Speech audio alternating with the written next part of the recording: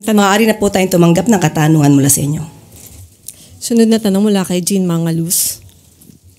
Good afternoon. While we're in the topic of the Duterte family, the Senate President Francis Escudero recently noted that they have a pattern of appealing directly to the AFP. How does the palace react to this? Tama naman po. The military, the public servant should be apolitical. They should not be dragged over these personal issues, especially of the Dutertes. Tama po, si SP Cheese Escudero. Hindi po natin dapat kalampagin, laging tawagin ang militar, ang mga kapulisan, para lamang pagbigyan ang kahilingan ng isang partikular na tao o isang partikular na pamilya. Ang militar po, ang kasandaluhan, ang kapulisan po natin ay para sa bayan, hindi para po sa pamilya Duterte lamang. Other matters lang po, the PUV modernization program has been ongoing since the term of the former president. How do we plan to speed this up? Are we planning to review the performance of our officials in the LTFRB? Yes, sa aking pagkakaalam po, sinabi po niya Secretary Jay, na gugusto niya po talaga na malaman ang lahat ng ito. Kung may mga katotohanan po ba yung mga nag-consolidate na po, ang mga numero po ito ay dapat din po malaman ni Secretary Jay para po kung ano man ang maging problema o issues, hindi lamang po para sa commuters, para po sa mga jeepney operators at drivers ay matugunan po agad-agad. But will the palace review the performance of LTFRB officials who were responsible for getting these numbers? I have not received any info about that. I have not received any directive on that matter. But I will try to ask Sec J. Secretary Vince Ruiz. Tama ba? Vince Dizon. Nagkabaliktad. Lagi ko kasama si Sec J. Si Sec Vince Dizon. Sorry po, Sec Vince. Sunod na tanong mula po kay Eden Santos, Net25. Yusek, dahil po dun sa yung sa pahayag ni VP Sara na nangangamba sila na baka maging matulad ang dating Pangulo kay dating Senator Ninoy Aquino kung sakaling umuwi po dito. May we know po kung tuloy-tuloy pa rin yung security details sa dating Pangulo mula po sa Presidential Security Command? Ganito po yan. Nung umalis po siya, meron siyang preferred security. Nung dinala po siya sa ICC, sa The Hague. As of the moment, hindi na po natin alam kung anong ipinag-uutos ng ICC patungkol sa kanyang security. But meron po siyang kasama nung siya po ay umalis. Hindi po naman yan tinanggal. Yun pong kay Senator Bato, meron po bang reaksyon ng palasyo na parang sabi niya tinanggal na daw yung security details sa kanya kay Senator Bato? Nasaan po ba kasi si Senator Bato? Nakikita po ba natin? Hindi ko po alam. Sorry po. As of the moment, hindi ko po siya nakikita. So paano natin siya may bibigyan ng seguridad kung hindi po siya nagpapakita? Sabi po niya pagdating niya sa kanyang, kung saan man siya nagpunta, pagbalik niya wala na daw po sa kanilang, sa place, yung mga security detail. Pinag-report na daw po sa kanilang mga unit. Baka kasi po nawala po siya. So hindi naman pwedeng tumambay lamang po yung security nang wala po siya. Siguro po pagka siya yung nagpakita po, hindi naman po yan magiging problema. Thank you. Christian Yosores, Radio 630. Ma'am, meron na po bang mensahe, birthday message po ang Pangulo kay former President Duterte on Friday? Ako po may mensahe. Kantahan natin ang happy birthday. Yun lang po. Siyempre birthday po yun. Kailangan po maging maligaya ang taong nag-birthday at wini-wish po natin siya ng happy birthday. Salamat po. Yun po. Ang presidente po, wala pa po ba? Ipapaalala ko po sa kanya na birthday po ni dating Pangulong Duterte sa March 28. Baka po hindi niya po natatandaan. Salamat po. Sunod na tanong mula kay Rich Bon Quevedo, Daily Tribune.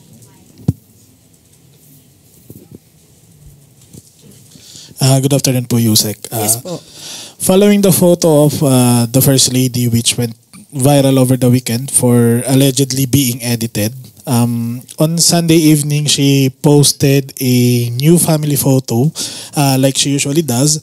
And now netizens are pointing out naman po that it's President Marcos who is allegedly now edited in the photo.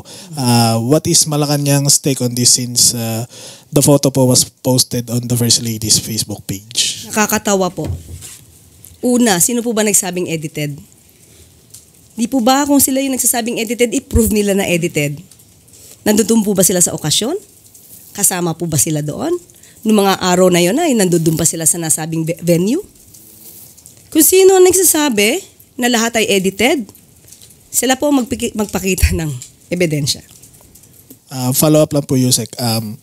Is there any reports po na nakakarating sa inyo or kay President Marcos na they are being now targeted for fake news? Parang it's moving up na po in the family, to the family. Sino po ang target? The first family po. Any members like President Marcos and the First Lady. Ang tinatarget ng fake news? May nakakarating na po ba sa inyo na they are being targeted? I mean, Ever since, tinatarget na sila ng fake news. Hindi to bago. Simula nang hindi naging maayos ang pagtingin ni VP Sara sa pamilya Marcos, nag-start na po ang fake news. thank you po, Yusek. Follow-up question po mula kay Ivan Mayrina, GMA.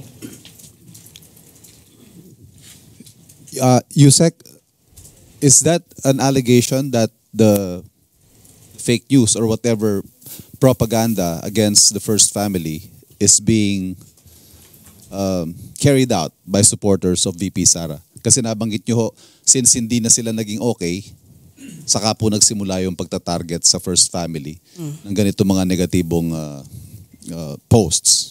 There is this study made by Mr. Balbedina, a journalist. He made this study that there is this country with the network that really propagate negative news or info or misinformation specifically against the president and favoring the vice president. That's it. And what do we make of that statement of yours, Yusek? Are we directly accusing the vice president or the Duterte family as being behind? I am not accusing propaganda? anybody, but a lot of people are propagating misinformation against the president and the country.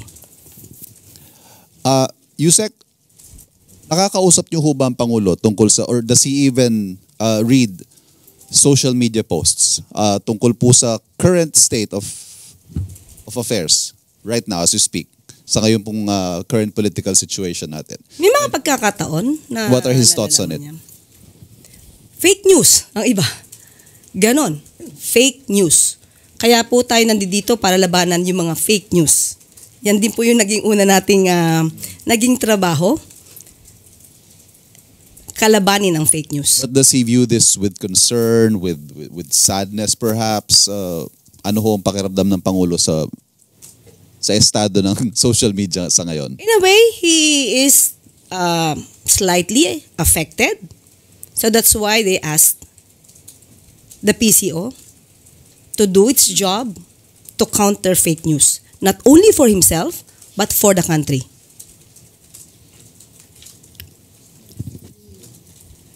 Sunod na tanong mula po kay Christian Yosores, Radyo 630.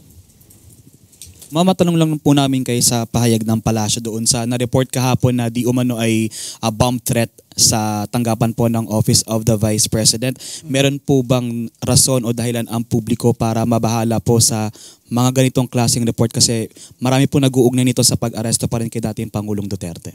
Ito po tayo ulit. Sana naman po ito nakuha na pagbibintang. Bomb threat sa office ng OVP, ng Vice President. Ano pong sinagawa nila? Kung yan naman po ay nanggaling sa kanila, ano po ang nangyari? Ipakita po nila yung detalye. Yun lamang po. Kasi maraming pwedeng gumawa ng kwento, maraming magsabi may bomb threats, pero wala naman. One follow-up lang, ma'am. Dahil din po papalapit na yung birthday ng dating Pangulo sa Biyernes, meron po bang directive ang Pangulo o ang palasyo sa mas maigting po na seguridad, anticipating po na baka may mga activities na ikakasa sa Biyernes ang mga supporters po ng Duterte family? Sa ngayon, wala pa po ako personally na nauulinigan dahil nga nagkaroon kami ng sectoral meeting. Hindi po yan napag-usapan. Wala pa po tayong nadidinig na anumang kautosan patungkol dito. Giselle Pardilla, PTV.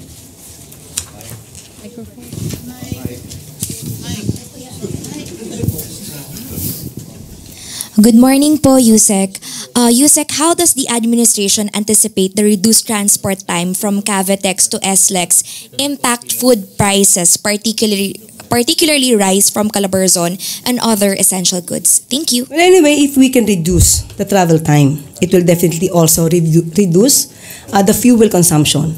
And it will benefit all travelers and also those that will transport the food and other necessities. It will also go down. The price will also go down. Tristan Nadalo, Newswatch.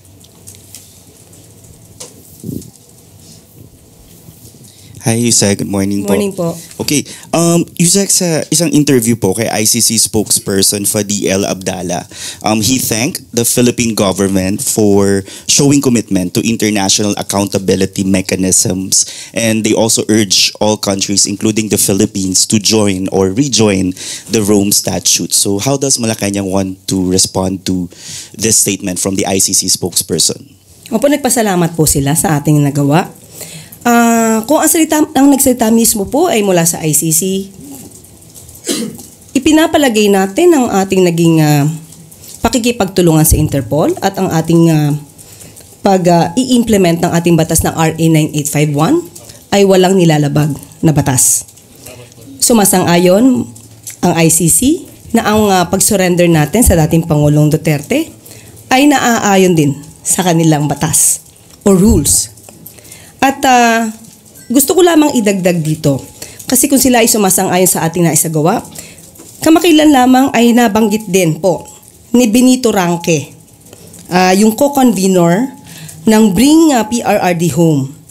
Siya mismo po ang nagsabi, and I quote, dito po sa news po na sinulat po ni Cheng Ordonez ng Daily Tribune. Ang sabi po dito, Benito Ranque, co-convenor of the Bring PRRD Home movement, revealed that former President Rodrigo Roa Duterte was informed in advance of the arrest warrant issued against him by the International Criminal Court. Ranque said Duterte was urged to remain in Hong Kong under China's protection, but he rejected the plan, choosing instead to return to the Philippines and face the charges. I know what I'm doing. Let them arrest me. Nito, hindi po at walang katotohanan ang sinasabing warrantless arrest kay dating Pangulong Duterte. Ibig po sabihin nito, alam po niya, ayon sa kanyang, ayon kay co-convenor ng Bring PRRD Home na si Mr. Benito Ranque, alam daw niya na may warrant of arrest at handa siyang harapin ang kanyang kaso. So paano po natin masasabi ngayon na mayroong kidnapping at may extra rendition? Ito po'y naaayon mismo sa kanilang kakampi na si Benito Ranque. Kaya sa aming tingin, ang administrasyon ay wala po nilabag na batas. At yun din po ang nakikita nating pananaw ng ICC. Just a follow-up lang po, Yusek.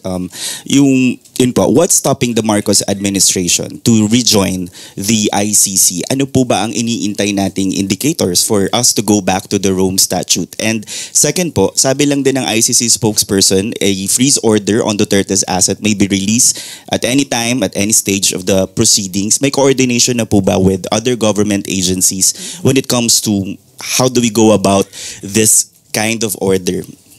As we speak, we have not yet discussed any plan of rejoining the ICC. Yung huli po natin nakausap ang Pangulo, tinanong po natin yan ng personal at siya'y ngumiti lamang at sasabihin ko daw dapat na wala pa talaga na pag-uusapan patungkol doon.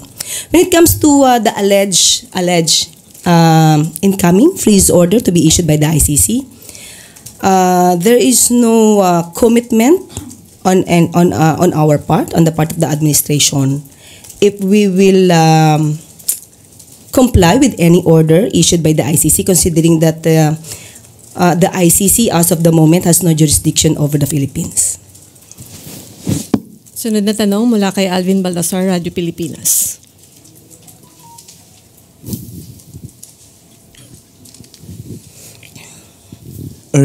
Yusek, pwede pong baka masyado ring advance, pero kung sakasakali man na mahatulang guilty ang dating presidente, ano mangyayari doon sa benefits niya na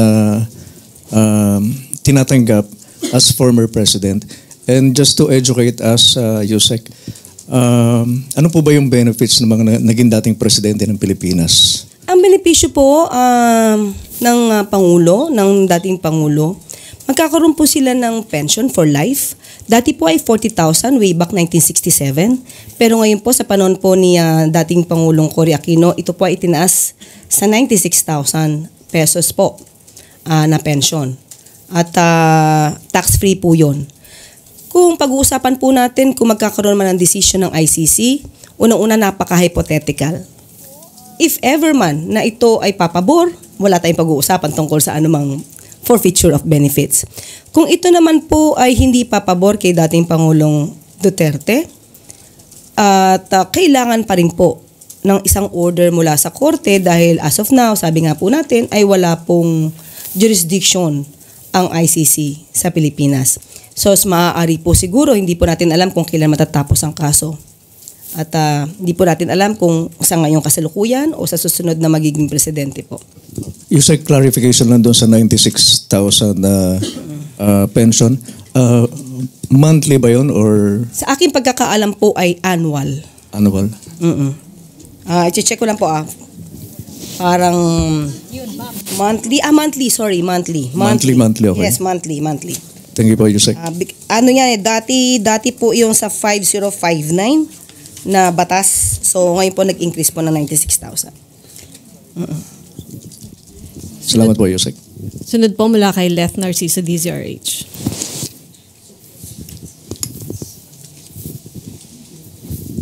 Good afternoon, Yusek. Sabi po ng mga magsasaka sa Nueva Ecija, hindi pa daw makapamili ng palay ang NFA dahil puno pa yung kanilang mga bodega. Ano pong direktiba ni Pangulo tungkol dito? Okay.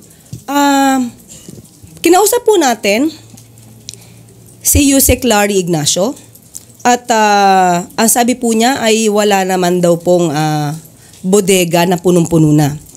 At lahat po na magbebenta ng farmers, kailangan lamang po talagang pumila dahil peak season po ngayon. At may mga magsasaka po na nauna na nagpalista at uunahin po lahat yan. Kung kukulangin man daw po ang bodega, magre-rent po sila ang NFA. So lahat po na magbebenta na farmer, kung sila po ay may pagkakataon na hintayin ang kanilang turn, bibilin po ito ng NFA. Hindi po natin tatanggihan ang lahat ng bebenta ng farmers. At sinabi po sa atin, sa ngayon po, ang bilihan po kapag ka fresh ay 19 pesos kada kilo sa regions 1, 2, 3 at the rest po ay 18 pesos pagka fresh. At parang 24 pesos kada kilo naman pag dry. So kung meron pong panahon talaga mga farmers natin na pumila, bibilin po ito sa ating NFA warehouse. Ano po bang update dun sa nauna po ninyong anunsyo na sinabi ng DA o ng NFA na pwedeng utangin muna para nga ma-release yung mga bigas? Kokonti po ba ang bumibiling LGU? As of the moment, wala po tayong records kung ilang LGUs na po ang nag-avail ng makautang para po magkaroon po sila ng supply ng ating mga bigas. Kapag ka po nakausap kong muli si Yusek Larry Ignacio, tatanungin po natin ang pinaka-detalye po dito. Sunod po mula kay Eileen Taliping, Abante. Good afternoon, Yusek. Ilang OFW na balik manggagawa yung nagrereklamo dahil makupad daw yung release ng kanilang ID at pabalik na sila sa kanilang bansang pinagtatrabahuhan pero hindi pa rin nila nakukuha. Hanggang dahilan, hindi pa daw natatapos yung logo ng ID nila. Hindi ba ito taliwas ay pinangangalandakan ng gobyerno na mabilis ang transaksyon sa mga government offices dahil sa digitalization na? Ito naman po ay tinutupad natin at nagulat nga po ang ating Sir Arnel Ignacio at nais niya pong malaman kung sino yung mga nagreklamo dahil ayon po sa records po, lahat po ay mabilis pong ginagawa. Mga ID 5 minutes lamang daw po ay tapos na. At gusto nating malaman kung sino yung mga nagrereklamo sa ang lugar para po kung may nagiging problema po sa mga machine or equipment doon ay maiayos po natin. Pero as of the moment, wala pong nakikitang problema para po sa pag-ID. Mabilis daw po ang pag-process dito. Ma'am, 1 week po pinababalik po sila after 1 week. Kung meron po tayo nagrereklamo, pakibigay lamang po ang pangalan para po malaman at mabigyan po agad natin ng remedyo kung meron pong problema sa nasabing lugar. Thank you, ma'am. Okay po. Sunod po mula kay Ann Soberano. Yusek, good afternoon. Yusek, statement lang po from the palace. Sinabi kasi ni Defense Secretary Gilbert Chodoro na aprobado na ni Pangulong Marcos ang para simulan ang pag-uusap para sa Visiting Forces Agreement sa pagitan ng Pilipinas and France. Opo, naaprubahan na po yan na makikipag-negotiate po para po magkaroon po ng agreement ang dalawang bansa po. Hindi lamang po France, may mga iba pa pong bansa na maaaring sumunod po dito. At yan po naman ay inaprubahan naman po ng Pangulo. Yusek, ano pong benepisyo makukuha ng Pilipinas sa pagpasok po sa Visiting Forces Agreement sa pagitan ng Pilipinas and France? Opo. Yung BFA could raise the level of compatibility in terms of or in relation to the operations of the armed forces of both countries. At syempre po may exchange of ideas, exchange of skills, exchange of know-how tungkol sa military operation. At ang mga detalyin po ito ay ipapaubayan na lamang po natin sa DFA at saka sa DND. Thank you po. Sunod na tanong po mula kay Gilbert Perdes, DWIZ.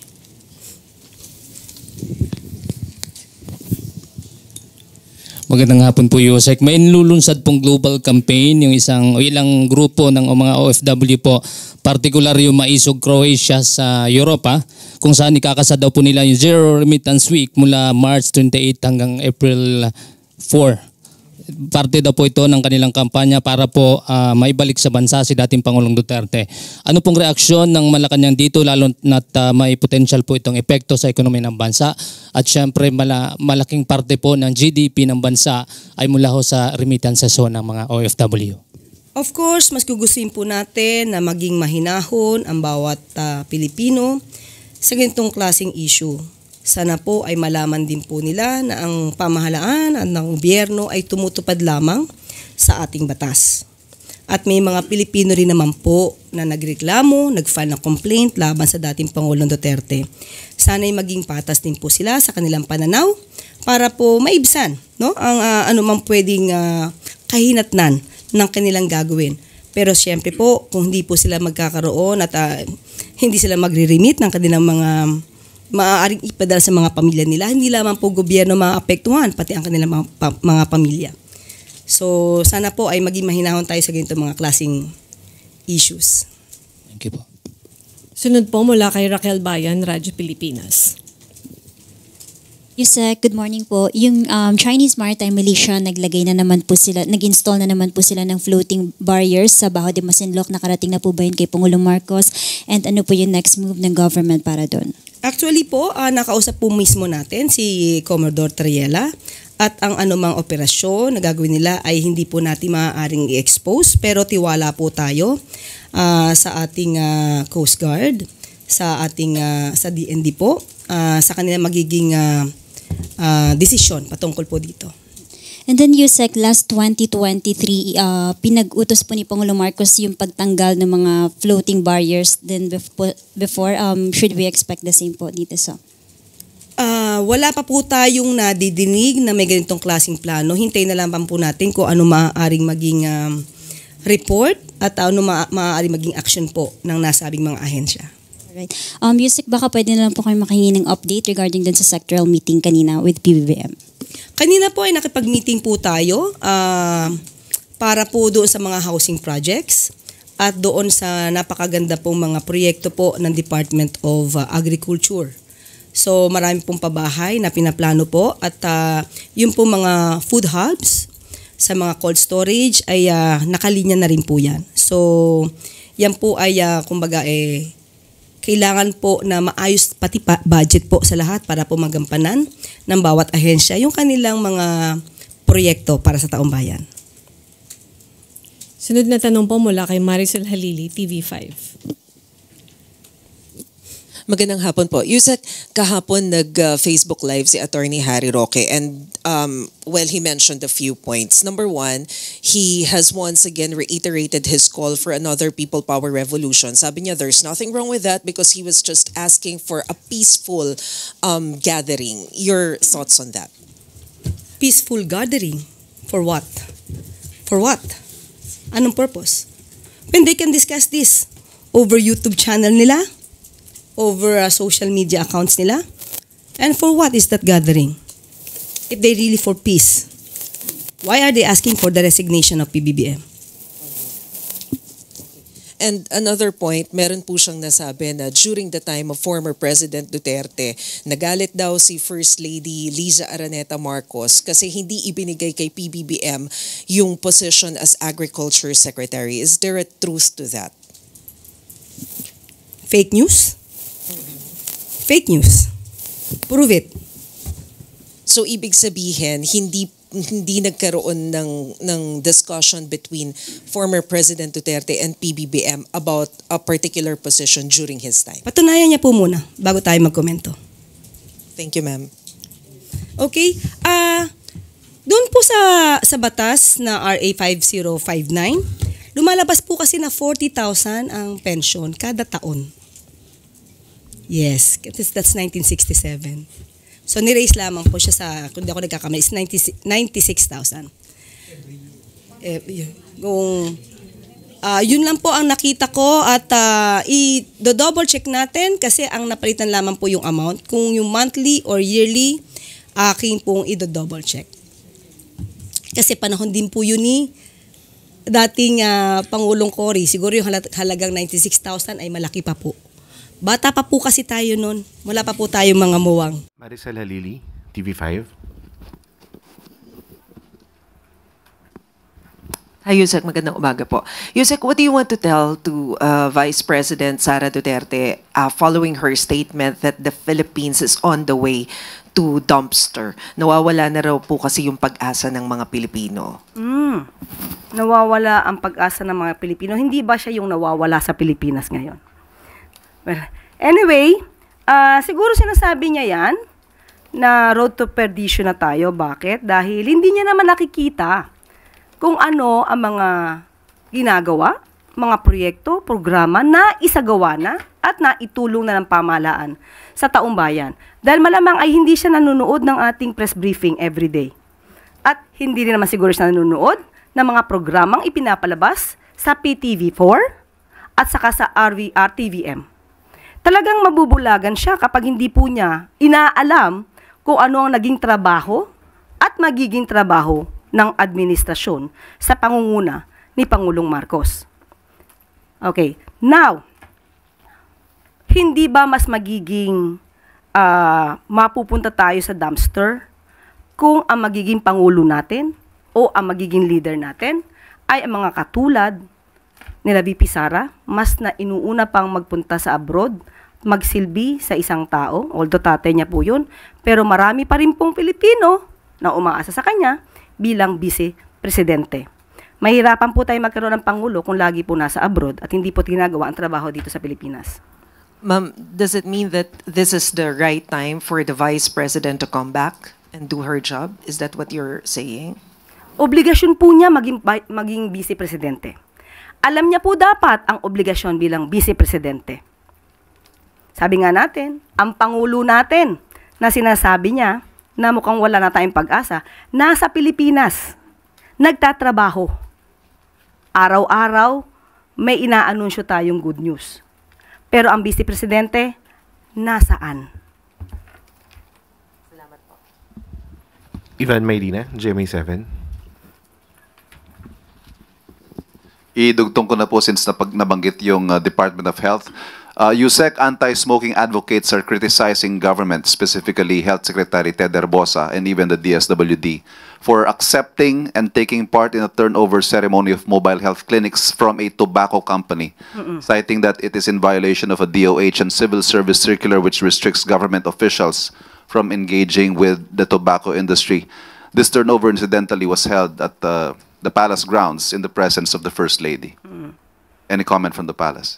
Do we have any proof that DOH Secretary Ted Herbosa was the one who accepted the donation from the tobacco companies? Oh, but his mere presence in a photo op and even applauding yung actual turnover, pinuna po yun, and again citing that it is in violation of a civil service circular. Opo. Kung hindi po naman tumanggap ang DOH ng anuman donasyon mula sa company ng tobacco company, wala po tayong nakikitang anumang violation sa sinasabi nating batas or rule. At kung siya po ay nakapag-photo ops, hindi naman po ibig sabihin na siya ay nagba-violate na anumang batas. At kahit naman po siguro, ang ibang tao, ikaw ay public servant at ikaw ay na-requestan kung pwedeng magpa-picture sa'yo, dapat maging gentleman ka. Hindi naman ibig sabihin na ikaw ay nagpapa-photo ops ay sisira na po ng imahe ng DOH at ito ay makakasira din sa patakaran ng pamahalaan. As a matter of policy, ano ho ang stance ng gobyerno pagdating ho sa interaction with tobacco companies? Okay, syempre po kung ano po yung sinasabi ng batas, katulad po sinasabi nating rule na ang DOH ay hindi dapat na para i-promote ang mga ganitong klaseng produkto at ito naman po ay susundin. Kung ito nasa patakaran, wala po tayong i-violate yan.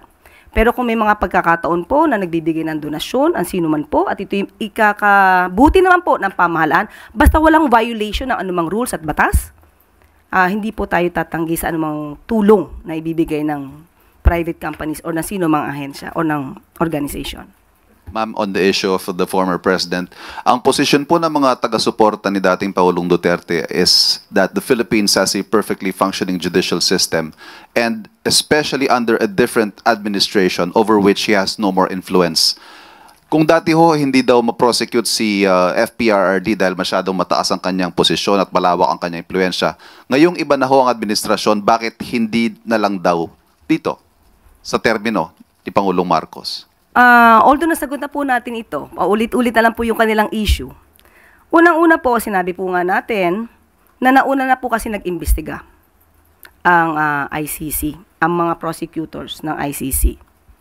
Hindi pa po nakaupo ang Pangulo, si Pangulong Marcos. Nakapag-decide na po ang prosecutor ng ICC na ituloy ang pag-iimbestiga dahil hindi tumupad ang dating pamahalaan sa kanilang pangako na sila ay magkakaroon na ng tamang pag-iimbestiga at ipoprosecute ang dapat na i-prosecute. At tandaan po natin, may mga pagkakataon din po si Pangulong Duterte noon, dating Pangulong Duterte, na mismo ang mga findings ng NBI ay pinakikialaman. So talagang masasabi natin hindi gumana ang justice system sa kanila. Sa ibang tao, sa ordinaryong tao, yes, gumagana. Pero sa kanila, ay mukhang hindi. Bigyan natin ng sample ito. Natatandaan nyo ba nung nagkaroon ng findings ng NBI kay Colonel Marvin Marcos, Police Superintendent Marvin Marcos? Ang findings ng NBI dito ay multiple murder in relation to the killing of Albuera Mayor Rolando Espinosa Sr. Ano ang sinabi ni dating Pangulong Duterte? And I quote, "I will not allow these guys to go to prison. Maski na sabihin ng NBI, murder." Okay, tinuloy niya po ang kanyang salita. Total, under ko rin yan, referring to NBI. And after that pronouncement, from multiple murder. It was downgraded to homicide. And after that, despite na mayroong mga batas, may kaso na murder, hindi ba't inalaw pa rin niya si Superintendent Marvin Marcos ang makapagtrabaho? Isang sample lang po to kasi kung marami pa po akong ibibigay sa inyo mga sample kung ano naganap noon, mauubos po ang araw natin ngayon. Panghuli na lang po. In an interview, the ICC spokesperson today said the Philippines' cooperation with the ICC was crucial despite earlier statements from the President of non-cooperation. Will anything change, at least officially, with our stance on cooperation with the ICC? We have not been cooperating with the ICC. It's clear because the stance of the President regarding the jurisdiction of ICC over the Philippines remains. Salamat po. Thank you. We have Ann Soberano, Bombo Radyo. Yusek, good morning. Naniniwala po ba ang Malacanang na may nag-udyok po sa mga OFWs para makilahok po sa Zero Remittance Week? At may balak po bang imbestigahan ito ng gobyerno kung sino ang nasa likod ng mga nasabing hakbang? Kung may nag-uudyok po, siguro po wala tayong personal na knowledge, wala rin po nakakarating na official na komunikasyon patungkol dyan sa palasyo. Pero alam naman natin kung paano ba gagalaw ang ibang mga supporter.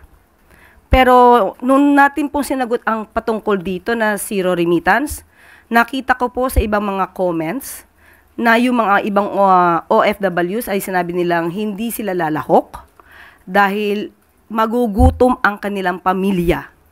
Maaapektuhan ang pamilya nila kapag sinunod nila ang zero remittance. Kaya nga sabi po natin, mas maganda po sa lahat ng mga OFWs, hindi po tayo kalaban. Magkakakampi po tayo, pare-pareho po tayo mga Filipino. Siguro magmasid lamang sila at iwasan na maniwala sa mga fake news dahil kung sila po ay mauudyukan man mga ganitong klaseng panawagan at pagsasagawa ng mga activities laban sa gobyerno, hindi lamang po ang gobyerno ang maapektuhan, kundi mismo ang kanilang pamilya. Yusek, may nakikita din po ba kayong legal liabilities doon po sa mga nag-uudyok sa mga OFWs? Sa ngayon po, of course, kapag po ito'y nag-uudyok, meron po tayong sinasabing mga inciting to sedition. Bakit? Ito po ay gustong sirain ang pagpapatakbo ng administrasyon. Ito'y makakasira sa ekonomiya ng bansa. Pero as we speak now, wala po tayong nakikita na ating sasampahan ng kaso. Wala pa po tayo sa ganyang sitwasyon. Lastly, Yusek, sakali pong gagawin talaga ito ng mga OFWs at hindi magpapadala ng remittance, may hakbang din po ba ang gobyerno gaya ng pag-alis o pagsuspende sa kanilang mga benepisyo na ibinibigay din ng gobyerno? Thank you. Choice po kasi ng OFW kung sila'y magpapadala ng kanilang remittance o hindi. Wala po tayong hahadlangan kung ano man ang kagustuhan nila. Pero muli, tayo ay mananawagan sa mga OFWs, ang gobyerno po ay hindi nyo po kalaban. Kami po ay kakampi, dapat lamang po na magmatsyag at alamin kung ano ang fake news at ano ang katotohanan. Follow-up question from Pia Gutierrez. I would just like to follow up yung economic implications nitong zero remittance protest ng mga OFW. Meron po bang pag-aaral na ang gobyerno kung magkano ang mawawala sa ekonomiya ng bansa and if ever kung meron tayong mga contingency measures? As of the moment, hindi po pa kasi ito pinag-iisipan ng gobyerno. Ang alam po kasi natin, ang OFW ay magkakaroon sila ng sariling pagdidesisyon. Hindi po natin iniisip na madadala sila ng mga ganitong panawagan. Considering nga po na yung pamilya mismo nila maaapektuhan. Kagaya ng aking sinabi, yung mga comments, mas marami pong nagsasabi na hindi sila lalahok sa ganitong panawagan dahil ayaw nila mismo ang kanilang pamilya ang maghirap at magdusa sa mga issue ng politika. Gilbert Perdes.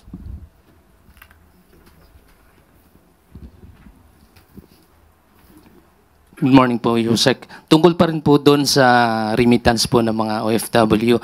Nagpaalala po si Chief Presidential Legal Counsel Juan Ponce Enrile po sa mga OFW na hindi raw sila nagbabayad o pinagbabayad ng income tax at syempre yung kasama nandoon yung travel tax, airport fees at yung documentary stamp tax. At ayon po kay Enrile, sa bawat action na po ay may katapat na reaction or counter action po ng gobyerno. Possible ho ba na nakikita po ba natin yung possibility na humantong po doon sa pagkakatanggal o pagkakasuspinde ng tax privileges po ng ating mga OFW yung hakbang na yan? Pinapaalalahan na lang po sila na ni Presidential Chief Legal Counsel na ang gobyerno po ay tumutulong sa OFWs, hindi po kinakalaban ang OFWs.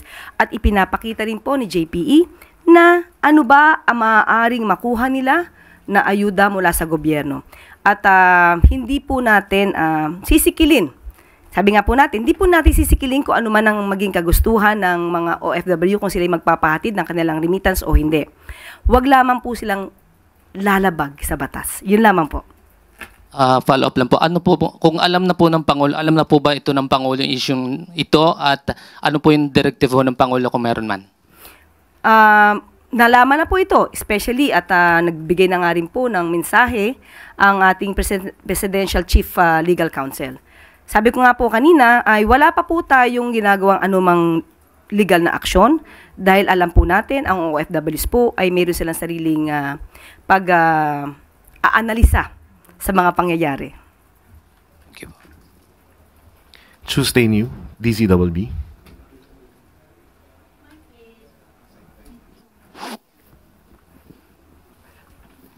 Good morning po, Yusek. May plano raw po itong si dating Senador Gringo Onasan na maghain ng petisyon sa ICC para hilingin daw po na maibalik dito sa Pilipinas si dating Pangulong Rodrigo Duterte dahil sa mga concern daw doon sa kanyang well-being. Inasahan nyo na po ba yung ganitong mga legal na action from the side of the former president? At kung may plano po ba ang pamahalaan na pigilan ito o gumawa ng legal action din para mapigilan yung ganito? Well, karapatan naman po niya kung anong nais niyang gawin para ipagtanggol ang dating Pangulong Duterte. Pero mas mainam po siguro makipag-usap muna siya sa legal team ni dating Pangulong Duterte, baka hindi naman po siya pansinin sa ICC. Sa part po ng gobyerno, sa part po ng administrasyon, wala po kaming gagawin dahil wala na po tayong responsibilidad, wala po tayong gagawin anuman patungkol po sa legal system, legal procedures ng ICC. Thank you, ma'am. Raquel Bayan, Radyo Pilipinas. Yusek, good morning. Ang Department of Health po nakapag-report ng 35 increase ng tigdas cases sa Metro Manila at ibang lugar sa Pilipinas, plus yung Pag-asa, sinasabi po nila na mas madalas na natin mararanasan yung danger level ng heat index, lalo't lalapit na po yung summer. Ang national government po ba merong mga adjustment na ipatutupad when it comes to the health situation sa bansa? Yes, opo. Sana po maipahatid natin to sa taong bayan na meron po tayong bakunahan sa Purok ni Juan. At magkakaroon po ito ito po yung Measles Catch-up Immunization Campaign at sa selected LGUs po dito sa Metro Manila. At ito'y ginaganap na po March 17 up to 28. So kung ang kababayan po natin ay may mga panahon, punta naman po sila sa mga health centers at maia-avail po nila itong pagbabakuna, especially po sa sinasabi nating tigdas. At patungkol naman po doon sa heat index, meron na po tayo na na-release si Secretary Ted Herbosa. Ito po yung DOH Department Memorandum Number 2025-0114 that outlines measures to beat the health impacts of heat. At sinasabi rin po dito ay magkakaroon po ng katulad ng bukas centers para po makatulong po sa ating mga kababayan.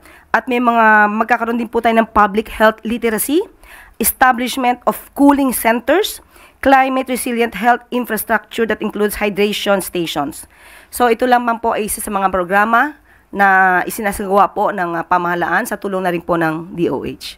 And then Yusek, a lot of these diseases po pwede naman pong maiwasan through immunization. Binabanggit nyo nga po yung mga nakalatag na immunization. Ang DOH target po about 400,000 children na mabakunahan. Maybe may panawagan na lang po yung Malacanang sa mga guardian o parents ng mga bata when it comes to immunization. Opo, katulad po nito, baka po yung ibang mga magulang or guardians ay hindi pa po alam na meron po tayong bakunahan sa Purok ni Juan. Ito po, sabihin ko po yung mga lugar. Punta lamang po sila sa health centers. Caloocan, Quezon City, Taguig, sa Manila, Mandaluyong at Las Piñas. At sa iba pang mga LGUs po ay gagawin po ito sa second quarter of 2025. So punta lamang po kayo sa health centers ngayon para sa pagpapabakuna ng inyong mga anak. Lastly na lang po, Yusek, from my end, is the government confident that we are still on top of situation? Kasi po last month, nakapagtala po tayo ng increase in dengue and foot and mouth disease, lalo na po sa mga bata and na may tigdas. Plus yung sinasabi pa nga po ng pag-asa na masiinit pa, so may makaakibat din po yung health concerns. Minsan may mga factors po talaga na mahirap na i-predict, pero ang gobyerno po ay handa po sa mga ganitong klase mga pagkakataon at sitwasyon. Thank you po. Raquel Bayad, Radyo Pilipinas. Yusek, good morning. Meron po ba tayong figures kung ilan po yung mga na-hired on the spot o nakakuha ng trabaho mula dun sa Dasma and Laguna po? Opo, meron po tayong record dyan. Sa Dasmariñas po ay on the spot, nagkapag-hire po ng 63 na kababayan natin. At sa Biña naman po ay 45 ang na-hire. May available pa po na job sa Dasmariñas, 4,120 at sa Biñan po ay 4,282. And then Yusek, saan pa po kaya natin ina-expect na ilulungsad itong trabaho at serbisyo sa ibang part ng bansa? Abangan po natin yung ibang mga schedules at ibibigay po natin.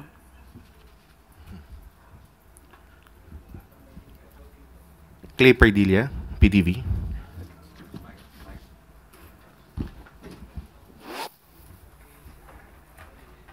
Good morning po, Yusek. What outcome po yung in-expect ng Malacanang from VAT refund? At gaano po tayo nalalapit dun sa adhikain na maging prime shopping destination yung Pilipinas? Sa ngayon po ay nag-uumpisa pa lamang po ito at kung tutusin nga po ay parang medyo nahuhulinat po tayo. May mga ibang bansa na po na ito din po ang kanilang ginagawa para makapang-akit ng mga turista. So ito po ay isang paraan lamang po para mas marami pong turista ang pumunta sa ating bansa at ito din po ay makakapag-inganya rin po na bumili ng mga produkto dito sa ating bansa. Ma'am, sa ibang bansa like in Netherlands and Belgium last year, may mga report po ng VAT refund fraud. Yung paulit-ulit po ng mga resibo para makapag-claim. Gaano po tayo kahanda and what safeguards are in place to prevent fraud and abuse in VAT refund system? Of course, dapat handa po tayo dyan. Dapat yung mga accredited na mga tindahan lamang po ang mag-i-issue ng mga resibo para po hindi po tayo maloko nung mga nagpapanggap ng mga turista, nagpapanggap na mga bumili ng mga produkto mula sa Pilipinas. Alvin Baltazar, Radyo Pilipinas. Yusek, good morning po. Yusek, anong feedback po ba na nakuha natin doon sa mga negosyante, sa pati doon sa mga retailers, para doon sa implementation ng VAT refund program? Ito naman po ay makakabuti din po sa mga accredited na mga stores. At syempre po kapag po accredited sila at bumibili sa kanila, mas maainggan niya sila na mag-produce pa na mas marami. So ito po naman ay kanilang hindi tinututulan at ito ipapabor din po sa kanila. Hindi lamang po sa kanila, pati sa ating bansa. Yusek, may projection ba tayo as far as influx of foreign tourists? Pag nagsimula na ito, mas dadami po ba? Ngayon nga po na wala pa pong pinapa-implement na VAT refund, mas marami pa po na darating sa atin. Katulad dun po ng ating nireport nung kamakailan lamang, natutuwa po ang Department of Tourism dahil dumadagsa po ang mga turista sa ating bayan. So, with this, mas inaasahan po natin mas dadami pa po ang mga turistang dadayo sa ating bansa. Sam Medinilla, Business Mirror. Good morning, ma'am. Itatanong ko lang po yung palace reaction on the call of DA to Congress to give more power and resources to NFA so it can buy 20% of local rice. Totoo po yan. Maganda po sana po mabigyan muli ng authority ang NFA. Kasi nawalan po talaga sila ng power para po umangkat ng bigas. At sa ngayon po, sa lahat po ng gagawin po kasi ng NFA at ng DA, dapat munang dumaan sa LGU. Hindi po kasi nakakadiretso ang mga farmers. Kung ano man po ang dapat na gawin, dadaan muna po sila sa LGU. Yan po yung medyo nagiging problema po o nagiging issue po sa Department of Agriculture. Ayon na rin po yan kay Secretary Kiko. So mas maganda po talaga na mas mabigyan po talaga ng power ang NFA. Tama po kayo, sir. Napag-usapan po ba to doon sa sectoral meeting kahapon with ni President Marcos and DA? And may plans po kaya na include to doon sa mga priority legislation ng administration? Kahapon po kasi ang pinag-usapan po ay ang proyekto po ng Department of Agriculture patungkol po sa mga irigasyon, sa food hubs, at sa mga cold storage. Hindi pa po napag-uusapan yan, pero yan po ay binigyan na po, sinadjust na po yan ni Secretary Kiko during the hearing nung tinatanong po kung anong nagiging problema, ba't hindi bumababa ang presyo ng bigas despite na meron po tayong reduction sa tariff rates. So nabanggit na po yan Secretary Kiko. I hope mapag-aralan muli ng Kongreso itong Rice Tariffication Act para po maayos din po at mabigyan po ng tamang authority ang NFA. Thank you po. Do you have questions on the good news? Next question, Ana Bajo, GMA News Online.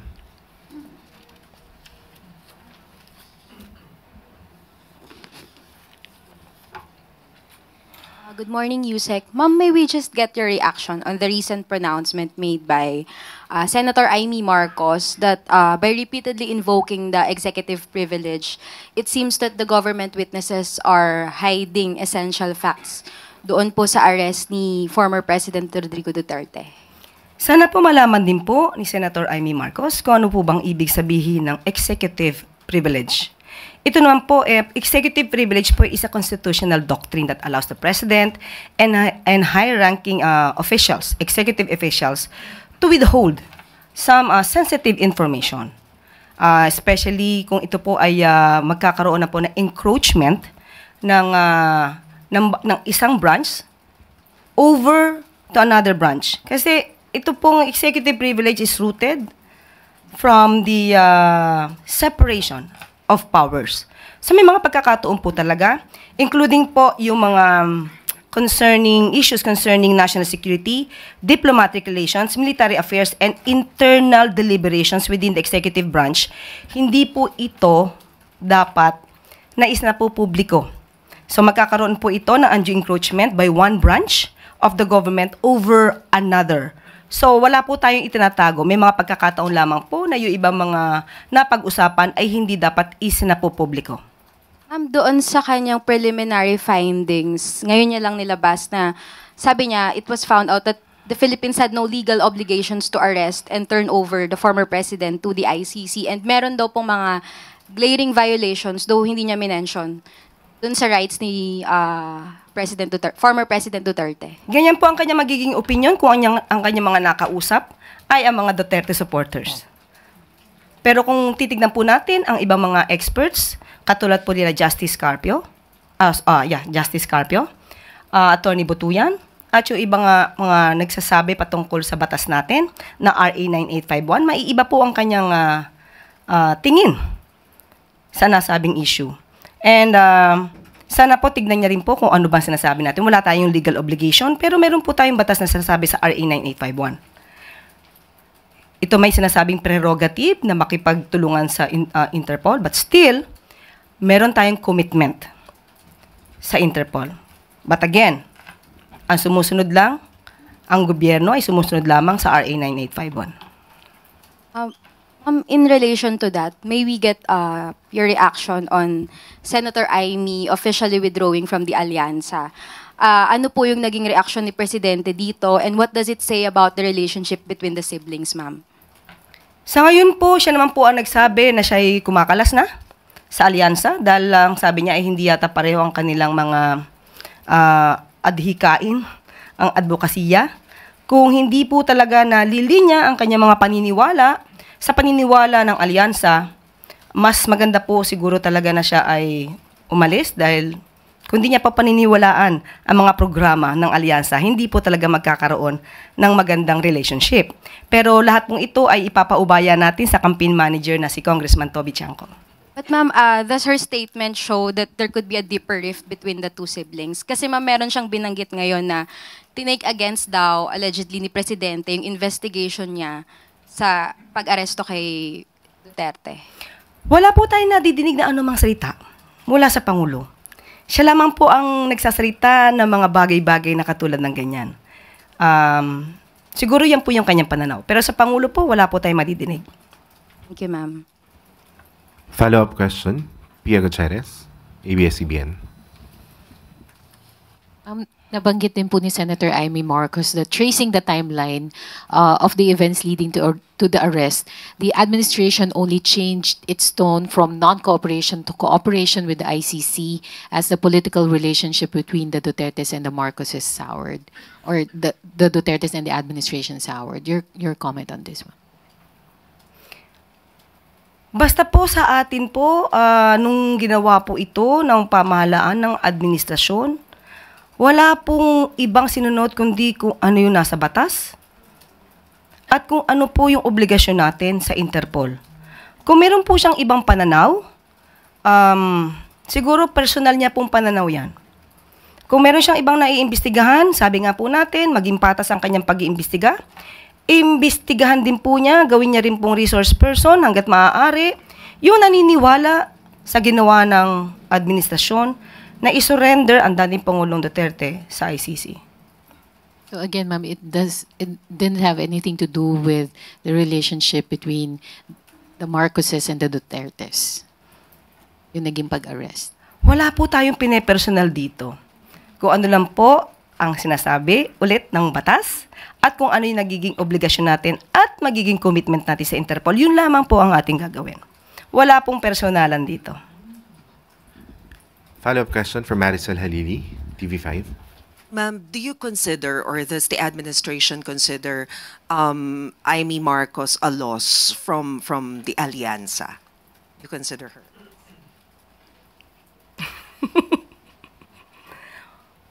Wala po ako masabi. Sa parte po ng alyansa, ibibigay po natin kung ano man ang pananaw po ni ating campaign manager na si Congressman Toby Chanco. Pero the relationship between the president and his sister, how do you describe that? Is it still the same? Are they okay? May lamat ba? As we can see from the statements of Senator Amy Marcos, it seems like there is. But on the part of the president, we cannot say that there's a rift between the relationship, in the relationship of the two siblings. So, hintayin na lang po natin kung meron man sasabihin ng Pangulo. But sa ugali po kasi ng Pangulo, hindi po siya masyadong, alam niyo po yun, hindi siya pikon. Kaya kahit anong banat, kahit nakita na niyo po si Senator Amy Marcos na nandoon sa Maisog Rally, habang binabanggit ng dating Pangulong Duterte ang paninira sa kanya, kay PBBM, wala po tayong nadinig. Wala rin po tayong nadinig na anumang hinanakit kung meron man mula sa Pangulo para sa kanyang kapatid. Next question, Ivan Mayrina, GMA7. Yusek, this question is on the subject of interim release for former President Duterte. Isa raw po sa mga kondisyon for granting such a motion, according to the ICC spokesperson, is that for the country, in this case the Philippines, will accept this release and agree to certain guidelines and conditions to be set by the court. Is the Philippines going to accept the former president's interim release and commit to comply with the guidelines to be set by the ICC? With that, does it mean that we have to recognize that ICC has jurisdiction over the Philippines? I believe the family of the former President Duterte is asking and praying from the Supreme Court that the government should not cooperate with the ICC. So it means that if we will not cooperate with the ICC, even that prayer or even that manifestation of the ICC, we will not take cognizance of that. Mahirap po kasi na sasabihin natin, although that's hypothetical, sasabihin natin na makikipag-cooperate tayo sa ICC pagdating po sa interim release, dahil lahat po ng issue dyan mabubuksan. Mabubuksan din po kung magkakaroon ng freeze order sa kanyang mga assets. Gugustuhin po ba din ng pamilya Duterte na makipag-cooperate tayo sa ICC para lahat ng kanilang assets, nakatago man o hindi nakatago, ay makikipagtulungan tayo sa ICC para mahagilap lahat ng kanilang assets.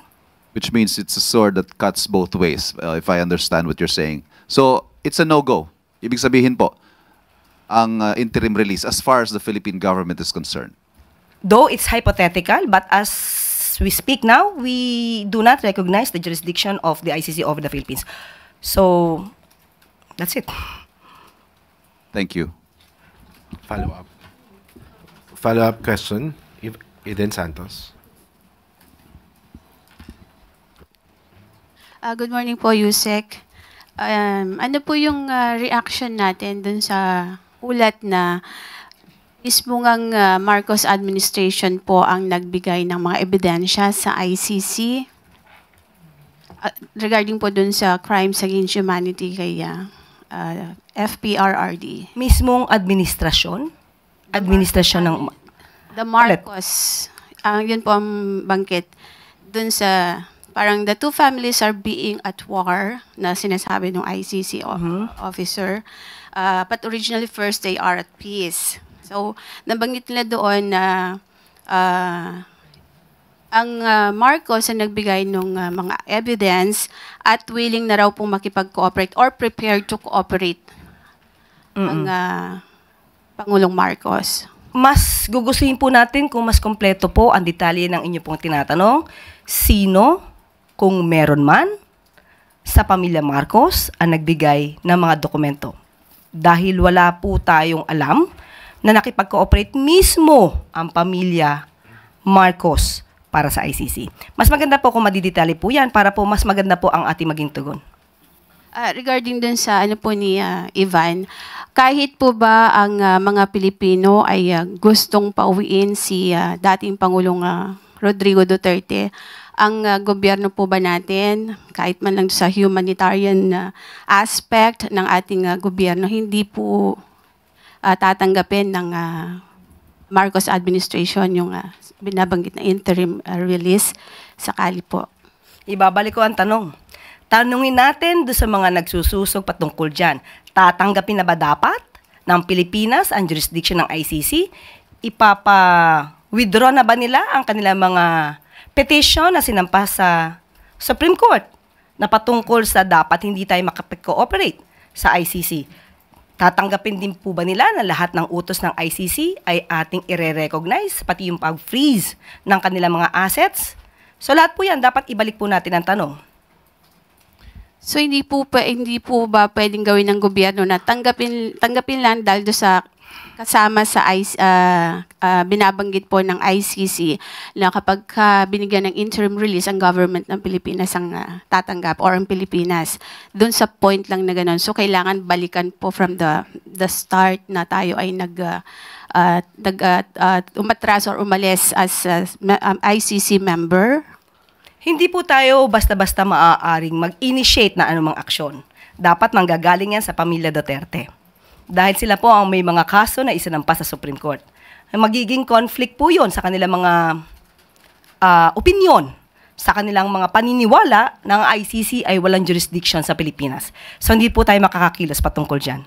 So personally po, hindi naman ayaw naman ng Pangulo na hindi makabalik ng Pilipinas ang dating Pangulo. Wala po ako masasabi patungkol dyan. Thank you po. Next question, Maricar Sargan, Brigada FM. Good morning po, Yusek. Ibang topic naman po. Sa isang interview ni Baguio City Mayor Benjamin Magalong, may binabanggit po siya patungkol sa issue sa GAA 2025. May binanggit po siya na iilang tao lang daw yung nag-usap para baguhin yung NEP and stating na obviously ginawang election fund daw po ang GAA 2025. Any reaction po? Magiging witness po ba siya sa mga kasong isinampa? Ginagalang po natin ang pananaw ni Mayor Magalong, pero mas maganda po sana kung magsasalita po siya ay nandiyan na, nakahain na po ang mga ebidensya na ito ay nagamit sa election fund. Unang-una po, tinawagan po natin ang DSWD na nakipag-ugnayan po tayo para malaman natin kung may katotohanan ang mga sinasabi ni Mayor Magalong. Tanong po natin na mga politiko lamang ba ang pwedeng mag-refer sa DSWD kung may nais tulungan? Ang sabi po nila, anybody, kahit sino, ay pwedeng humingi ng tulong sa DSWD. So, hindi po ibig sabihin nito na politiko lamang ang gumagamit ng pondo. Kahit po sino, kahit po yung mga hindi incumbent pero tumatakbo, pero kung meron po silang valid na kahilingan at mabe-vet ito ng DSWD, pwede silang gumawa ng letter referral. Ito po ay tutulungan ayon sa DSWD. So, wag po natin sanang isipin na politiko lamang po ang pwedeng humingi sa DSWD. Ayon din po sa DSWD, ang pera po na ibinibigay, pang-ayuda, ay nanggagaling mismo sa DSWD. At kung meron mang pong ibinibigay na tulong, ang bawat politiko, galing po yun sa kanilang sariling pondo. Nais po natin kay Mayor Magalong, ibigay po ang mga ebidensya. Bigyan niya na rin po kami dito sa PCO para malaman natin kung may katotohanan ba ang bintang na ito. Mahirap po kasi na ang bintang po ay pangkalahatan, pero hindi naman po na ibibigay ang pinakadetalye. Kasi makakasira po ito sa imahe ng gobyerno, sa pamahalaan, makasisira din po ito sa lahat ng mga politiko na ang karamihan naman po ay inosente. So kung meron pong ebidensya, ito naman po ay may kaso na patungkol po sa GAA at sa enrolled bill, magbigay na lang po siya ng ebidensya doon para kung meron pong issue ay mas maliwanag. Pero kung maibibigay niya po sa amin, sa PCO, kahit po sa akin, mas maganda po kung mababasa ko lahat ng mga ebidensya niya. At ito po ay ating paiimbestigahan. And follow-up lang po, binabanggit niya rin na parang nagkaroon na daw po siya ng death threats because doon sa mga binabanggit niyang may corruption. Okay, kung meron pong death threat sa kanya, hindi po natin alam kung saan to galing.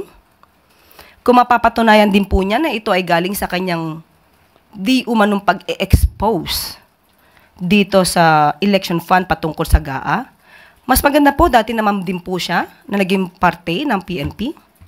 Magaling naman po siya mag-imbestiga. Bigay lamang po niya ang lahat ng ebidensya at tayo'y tutulong kung totoong may death threats. Clay Perdilla, PTV4.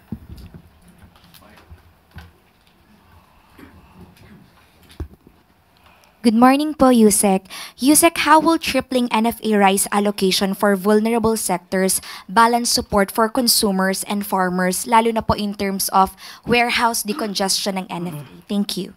By increasing the amount of rice that the vulnerable sectors can avail or can access from 10 kilos to 30 kilos, definitely po, yung stores, yung buffer stocks po ng NFA will be released. So, more space will be available for the NFA to buy more palays from the farmers, especially during the harvest season po. Next question, Alvin Baltasar, Radyo Pilipinas. Yusek, good morning po. Yusek, ano ba yung naging reason, excuse me, doon sa decision na pataasin yung from 10 kilos to 30 kilos yung monthly allocation para doon sa P29 beneficiaries? Ito po may kaugnayan, lalo-lalo po, sabi nga natin, yung mga presyo po ng bigas, lalo po sa world market, tumataas po. So ito po ay tulong ng ating pamahalaan para lalong-lalo na po doon sa mga vulnerable sectors katulad po ng mga senior citizen, indigents, para po sila naman po ay gumaan, no, ang kanilang pagbili at makakuha ng supply po ng bigas para sa kanilang pamilya. Yusek, does the government has enough funds para dito sa program para masustain yung programa? Meron po, inilaan po ang pamahalaan para po dyan, 5 billion po para po dito sa programang ito. And last point siguro doon sa subject, Yusek, may plano ba ang government para mapalawak pa yung programa doon in terms of beneficiaries, i-extend ba natin ito in the future? Hanggat makakaya po ng ating pamahalaan, hindi po tayo titigil sa pagtulong po dito sa ating mga vulnerable sectors ng pamahalaan. Hindi po, Yusek. Next question, Alvin Baltazar, Radyo Pilipinas. Yusek, iba na ulit tayo ng topic. Nag-declare na ang Pag-asa ng dry season. Nag-declare na sila. Any directive coming from the Office of the President, especially sa Agriculture Department, lalo na baka magkaroon ng epekto sa ating mga agricultural products saka livestock, as well as doon sa Department of Energy to ensure a steady supply of electricity. Opo, may mga programa po. Nabanggit ko na po noong nakaraan na press briefing patungkol po dyan kung ano po yung mga programa ng DA. At pati po yung DOH. Meron po dyan, pati po sa heat index, pati sa dry season, po paano bibili ng mga bigas. Ibibigay ko po muli sa inyo mga detalye kapag po nakuha ko na po mismo yung papel at ibibigay po namin sa inyo. Next question, Ivan Mayrina, GMA7. Yusek, on another topic. Reacting to the scheduled meeting of the President with the U.S. Secretary of Defense Pete Hegseth, the spokesperson of the Chinese Foreign Ministry said, and I quote, "Any defense or security cooperation between the Philippines and other countries should not target any third party or harm their interest, still less threaten regional peace or escalate tensions in the region. Facts have repeatedly proven that nothing good could come out of opening the door to a predator. Those who willingly serve as chess pieces will be deserted in the end. Our message to some in the Philippines, stop serving as other countries' mouthpiece and no more stunt for personal political agenda." Well, if China really believes and concerned about peace and stability in the region, they should abide by the international law. They should also respect the sovereignty of each country. We are not. The Philippines is no one's chess piece. We are an independent country. So kung ano man po ang ating gagawin, kung ano man po ang ating magiging proyekto patungkol sa ating military operations, ito po naman ay nasa atin na po. Wala pong pwedeng makialam dito. Tayo po ay independent at walang dapat manghimasok sa anuman po na desisyon ng ating pamahalaan. Thank you. Next question, Gilbert Perdes, DWIC.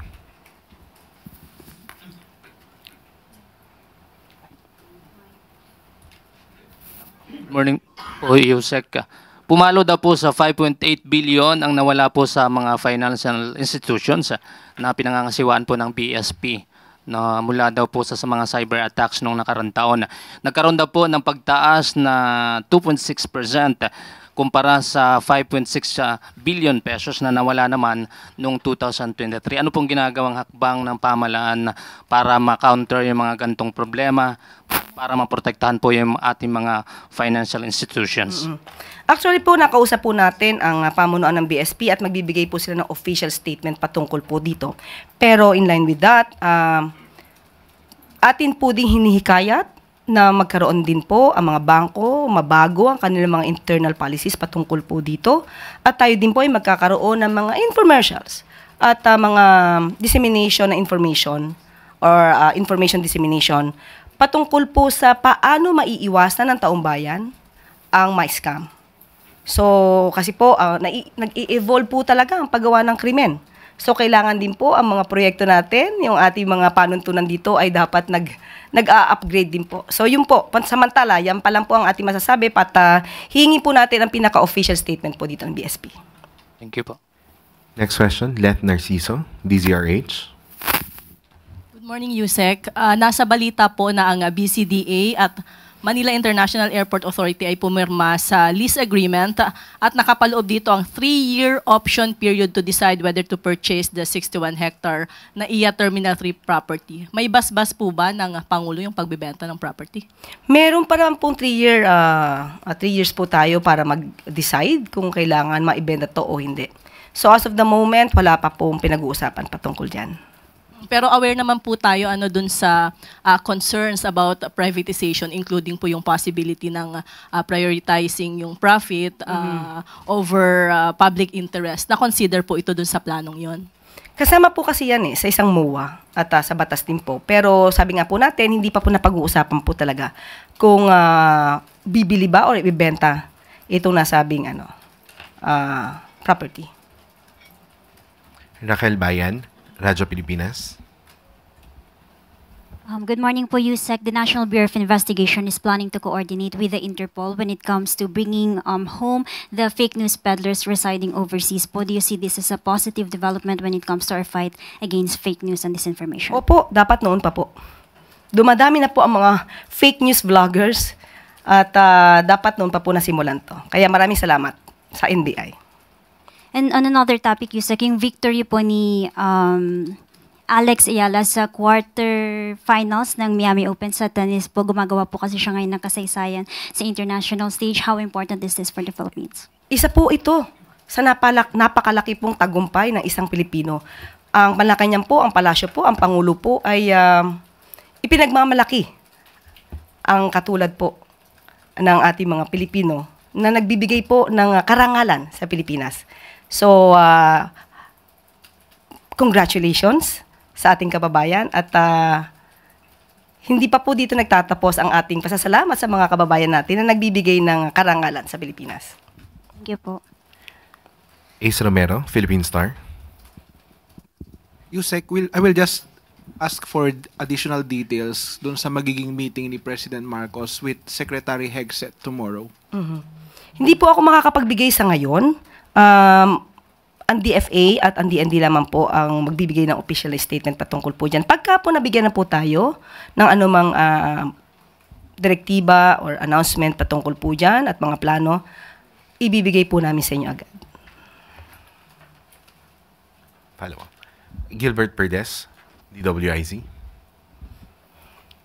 Ibang topic naman po, Yusek. Yung bukas kasi magsisimula na po yung appointment ban or election ban. May mga inaasahan po ba tayong lalabas na mga appointments until today po? Wala po pa ako nabalitaan sa ngayon. Kung di ako nagkakamali, parang naglabas na 2 days ago. Pero wala po pa tayong nakukuhang information about that. Pero pagka po na ibigay po sa amin agad, kung meron na ilabas na panibago mga appointments bago magkaroon ng ban, ibibigay po agad namin sa inyo. Thank you po. Follow-up question from Eden Santos, Net25.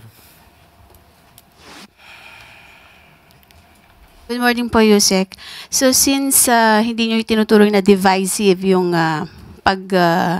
papakita po ng simpatsya o kaya yung pagpapakita ng kawalan ng simpatsya ng magkabilang taga-suporta po kay FPRRD ngayong kanyang birthday. So yun po mga gagawing isasagawang mga pagtitipon ng mga taga-suporta nila sa Davao man o sa ibang lugar dito sa bansa ay okay lang din po yun. Hindi yun pipigilan ng ating mga kapulisan. Wala pong kautusan na pumigil sa anumang gagawing pagtitipon dahil ito po ay constitutional right ng bawat Pilipino. At huwag lamang po silang lalagpas at maituturing na ang kanilang mga ginagawa ay labag na po sa batas. At may bilin din po ang DOH, lalo't umiinit na ang panahon. Lagi lang uminom ng tubig, pumunta sa malililim na lugar, at kaya in other words, ingat. Ano na po yung mga parameters na pwedeng lumagpas sila sa limitasyon para naman po reminders lang din paalala doon sa mga magsasagawa ng mga pagtitipon or programa para sa birthday ni FPRRD po? Pag sumigaw na ibagsak ang gobyerno, isa yan. Kapag nagpatuloy ng pananalita para to sow fear, i-promote pa yung hatred sa government, bordering the line of inciting to sedition. Dapat alam po nila yan. Dahil sila naman po ay pinamumunuan ng kanilang mga leaders, so dapat alam nila ang kanilang limitasyon. Ang bawat responsibilidad ay may kaakibat na obligasyon. Ma'am, since kayo po ay bumati na ng happy birthday. Yung lahat, hindi lamang ako. Tandaan natin yan. Ang Pangulo po ba, wala talagang statement or kahit na letter na bumabati po sa dating Pangulo? Ang tanong lamang po sa akin kanina ni Miss Maricel ay kung Malacanang. So lahat na po yan. Lahat na po kami bumabati rito ng happy birthday. Pero ang Pangulo po mismo, wala pong Pagkatapos po siguro ng kanyang napakahalagang meeting kay US Secretary of Defense, tanungin natin kung meron siyang pabate. Going back po dun sa good news nyo kanina about pabahay, tinanong ko lang po kung kumusta na po yung 4PH ng Marcos administration. Ilang milyon na po bang pabahay ang naipatayo ng ating administrasyon para sa mga... Kung nakinig ka kahapon sa ating good news, meron po tayo patungkol dito sa San Juan. Ngayon po, sinasabi natin ay dito sa Davao. At ibibigay pa po namin yung iba pang nabuo at mga iba pang darating na programa. So, meron po tayong figures. Binanggit ko na po yan kahapon. At ngayon din po, binanggit natin. Okay. Thank you. Next question, Alvin Baltazar, Radyo Pilipinas. Yusek, good morning. Yes, good morning. Yusek, may lumabas lang na balita doon sa recovery ng 65 million pesos worth in line with the voucher program anomaly ng DepEd during the past admin ng agency. Any reaction from the palace regarding? Yes, maganda pong balita ito. Dapat nasama po ito sa good news. Dahil sa pamumuno po, tandaan po natin, ito'y nasa pamumuno na po ang DepEd ni Secretary Sonny Angara. Na imbestigahan po ng mabuti yung ghost students, yung voucher program anomalies, at ito po ay magre-resulta ng 65 million marirecover po natin. Tandaan po natin, itong mga ghost students na to ay nagsimula noong 2021 to 2022 at 2022 to 2023. Ito po ay panahon ni dating Pangulong Duterte at panahon nung naging DepEd Secretary, si VP Sara. So, with this result, we can now say that DepEd will not be put to dumpster. Hindi po mapupunta sa basurahan ngayon ang DOH dahil may ginagawa. Kung nagkataon po kaya na hindi pa siya ang naging pinuno nito, baka hindi pa po ito naimbestigahan. At hindi natin marirecover ang 65 million pesos na pondo mula sa mga ghost students. Just like follow-up lang sana. May nasampahan na ba ng asunto tungkol dito? At kung meron na, ilan yung mga nakasuhan na? Sa ngayon po, ang nasa balita po natin at sinabi po ni Secretary Angara ay nagbigay lamang po sila ng ultimatum, nagbigay ng demand letter para po dito sa mga schools na involve patungkol sa ghost students. At yun nga po ay base po sa kanilang investigasyon, makaka-recover po tayo. Pero yung patungkol po sa mga criminal actions, tatanungin po muli natin kung ano po ang balak na ni DepEd Secretary Angara patungkol dyan. Thank you. Follow-up question. Gilbert Perdes, DWIZ. Next question.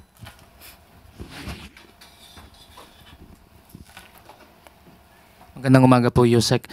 Baka may mensahe lang po yung Malacanang sa mga local candidates po ngayong umarangkada na yung campaign period at full implementation ng Pinera Doctrine. Alam naman natin, itong doctrine ito sinasabi na walang premature campaigning until dumating yung campaign period. Paano magkakaroon ng premature campaigning? Kung candidate ka, i-consider ka lang na candidate kapag ka nandiyan na yung campaign period. Well, anyway, ang paalala lang po natin sa lahat ng mga kakandidato, huwag lumabag sa batas. Unang-una, kasi kayo po yung magsisilbing leader eh. So, dapat kayo po yung manguna na sumusunod sa batas. So, yun lang po yung paalala natin. Saka baka may mensahe din po kayo o babala po sa mga miyembro po ng PNP-AFP na laban ho sa possible na pakikilahok sa anumang election activities at syempre pagpapagamit po sa mga politiko. Yes, of course. Ang PNP kasi dapat it should remain apolitical. So wag pagpapagamit, tama po, wag magpagamit sa politiko, wag magpagamit sa damdamin. Alamin nila, tandaan nila na ang kanilang trabaho ay manatiling loyal sa bansa, loyal sa konstitusyon. Yun lang po. May isa pa po akong tanong. Yung kasi po, may campaign period, mainit po yung panahon. At yung ibang lugar po, nagdeklara po ng suspension ng klase mga eskwelahan. At yun nga, ina-encourage pa rin po ba ng Malacanang yung house-to-house campaign? Dahil sobrang init po ng panahon at possible na kumalat yung iba't ibang sakit sa ngayong panahon po ng summer. Nako, sa panahon po ngayon, hindi natin mapipigilan kung ano po ang balak ng mga kandidato, kung paano sila mangangampanya. Siguro naman po, alam na nila kung paano ba alagaan ang sarili nila at alagaan na rin yung mga constituents nila. So, ipapaubaya po natin sa kanila ang desisyon na yan. But muli, pinapaalala ng DOH na mag-ingat, uminom palagi, pumunta sa malililim na lugar, at ingat. Thank you po. We have Leth Narciso, DZRH. Yusek, sa mga nakaraang summit po ng Partido Federal ng Pilipinas, tiniyak ni Pangulong Marcos ang tulong na gagawin ng lahat ng kanilang partido ang magagawa para maipanalo yung kanilang mga kandidato. So ngayon nag-start na po ang kampanya sa lokal na posisyon. Ano po kayang tulong ang ibinigay o ibibigay pa ng partido ng Pangulo sa kanilang mga kapartido? Sa ganyan po kasi, ang makakapagbigay lang po ng detalye ay ang campaign manager nila na si Congressman Toby Tiangco. So, ipapaubaya ko na lang sa kanya yung ganyang katanungan. Kenneth Pasyente, PTV4. Hi Yusek, good morning po. Yusek, balikan ko lang po yung sa APIS. Nabanggit niyo po kanina na sumali na po yung Cebu Pacific dun sa pilot testing. May mga karagdagang airlines pa po ba na inaasahang sasali po dito sa pilot testing? At kailan po makukumpleto yung pag-integrate ng lahat po ng airlines? Sa ngayon po, tama po na ang Cebu Pacific po ay nag-i-implement na po ito. At sa susunod po ay ang PAL naman na po ang mag-i-implement din po ito. Kapag ka po naging smooth na po ang lahat, once everything is smooth, lahat na po ng airlines ay imamandatory na po na magsagawa na rin po ng APIS. Next question. Christian Yusores, Radyo 630. Hi ma'am, good morning.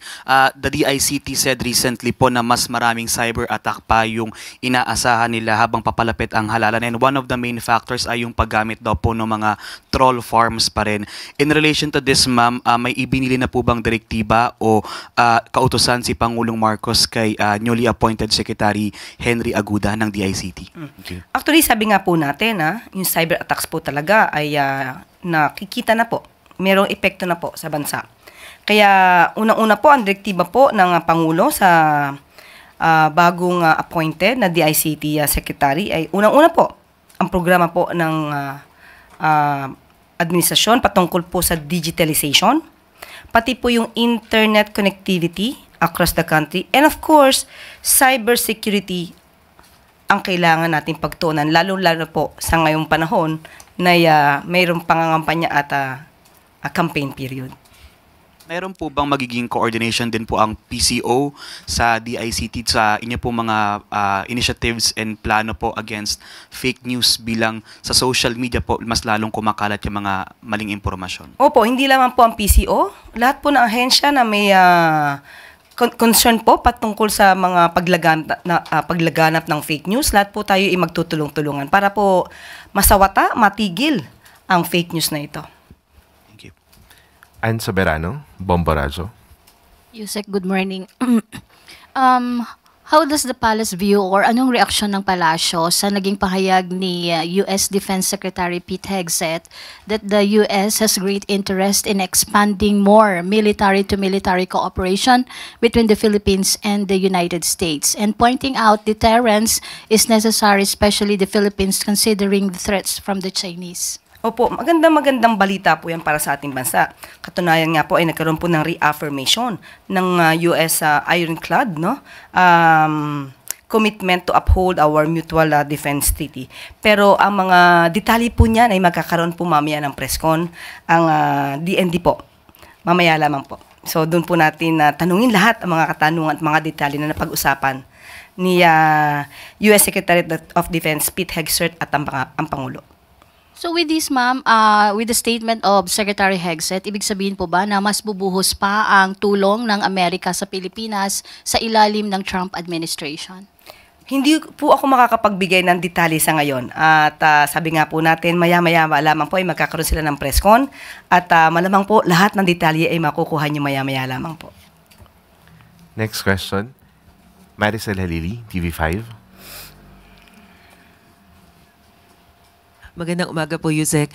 Yusek, today is the birthday of former President Rodrigo Duterte. So, meron po bang gustong ipaabot si President Marcos o ang Malacanang sa dating Pangulo?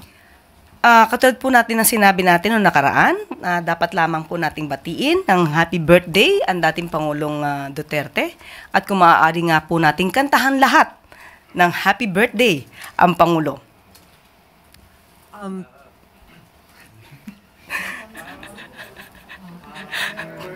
Day to you. Maiksi lang. Happy birthday to you. And of course, we wish more years to come. We also wish good health, good fortune. Kailangan po niya yan. And of course, ma'am, ngayon habang sineselebrate yung birthday ni FPRRD, we're also expecting different activities both from pro and anti-Duterte. And obviously, this is very divisive. So, what's your assessment on this? Do you see this as a failure on the part of government? Not just on the part of administration, but on the part of VP Sara as well, considering that the brand of unity has always been the campaign of PBBM since day one.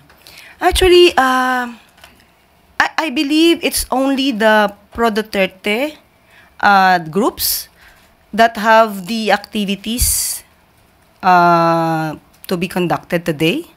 But with regard to the administration, we do not have any activity to celebrate the birthday. Po kasi ma'am sa Netherlands na mga victims na maggagawa rin ng activities. Well, anyway, hindi po natin kasi ito hindi natin mapipigilan kung ano mang gusto na gawing activity ng mga di umano mga biktima o yung mga nakikisimpatya sa mga naging biktima.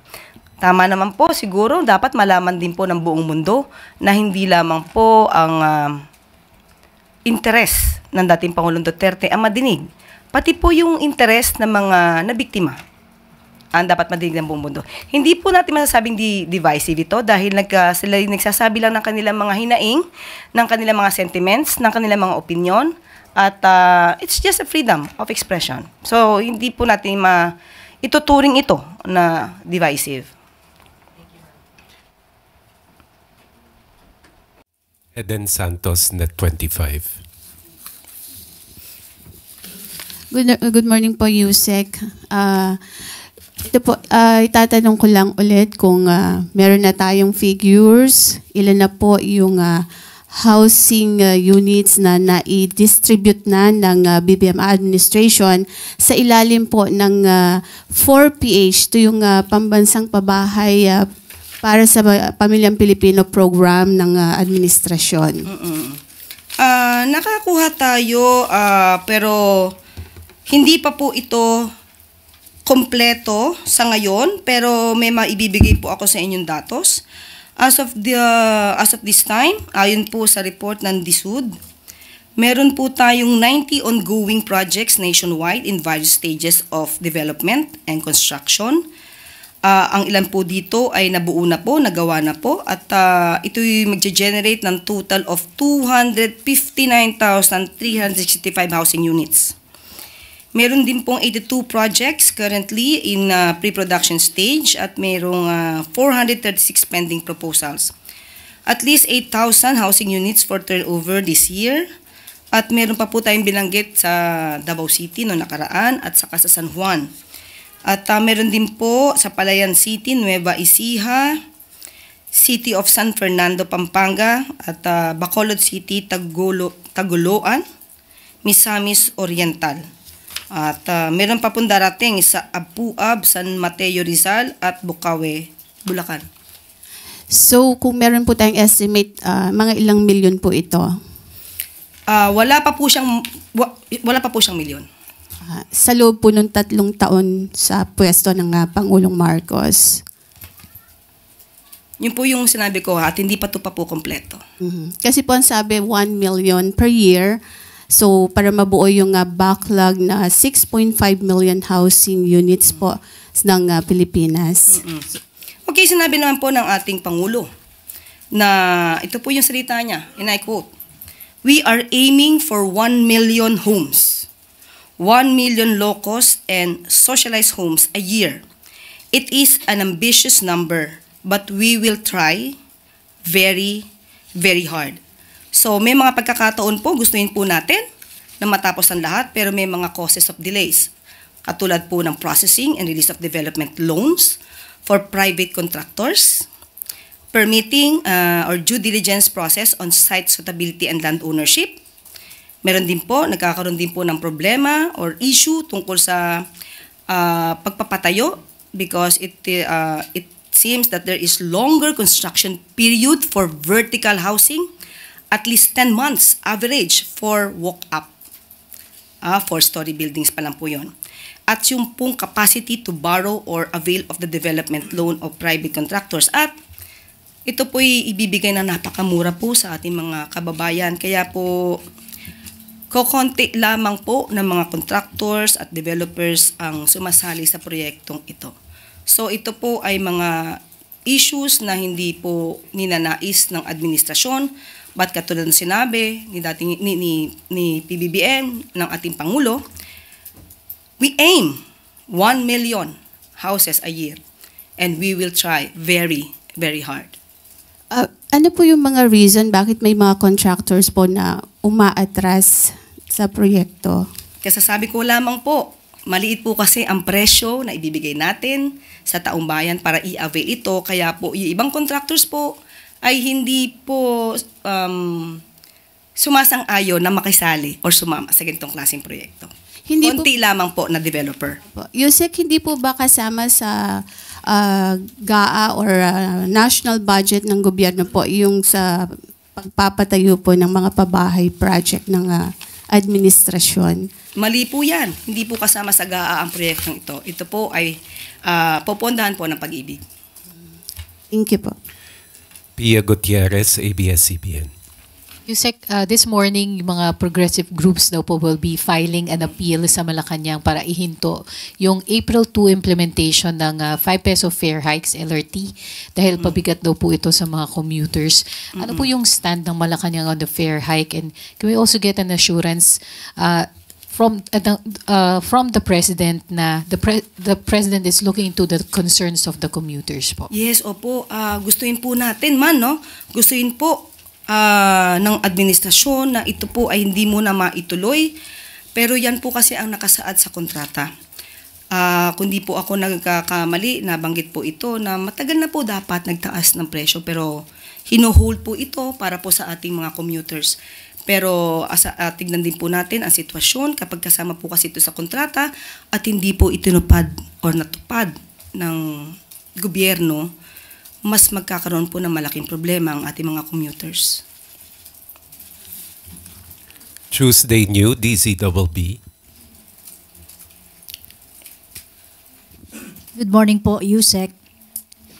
Yusek, ditong weekend, mayroon pong mga Filipinos na nakulong sa Qatar dahil daw po doon sa ginawang kilos protesta in support kay dating Pangulong Rodrigo Duterte.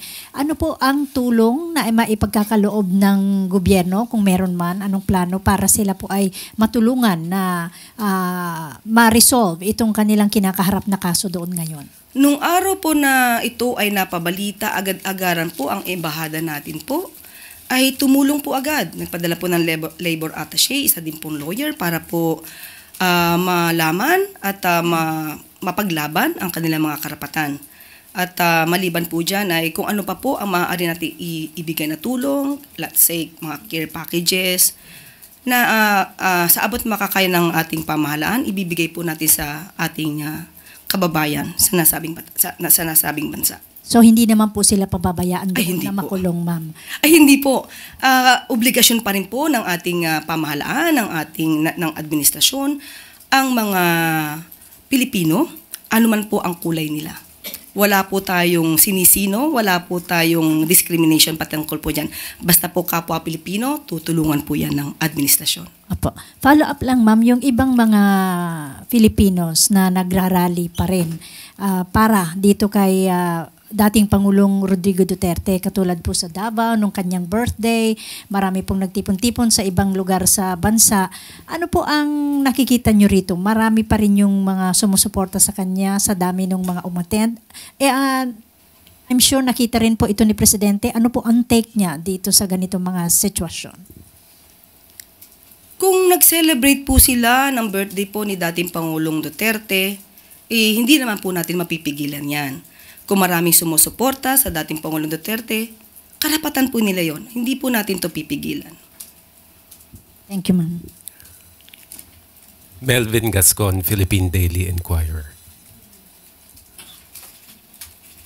Good morning po, Yusek.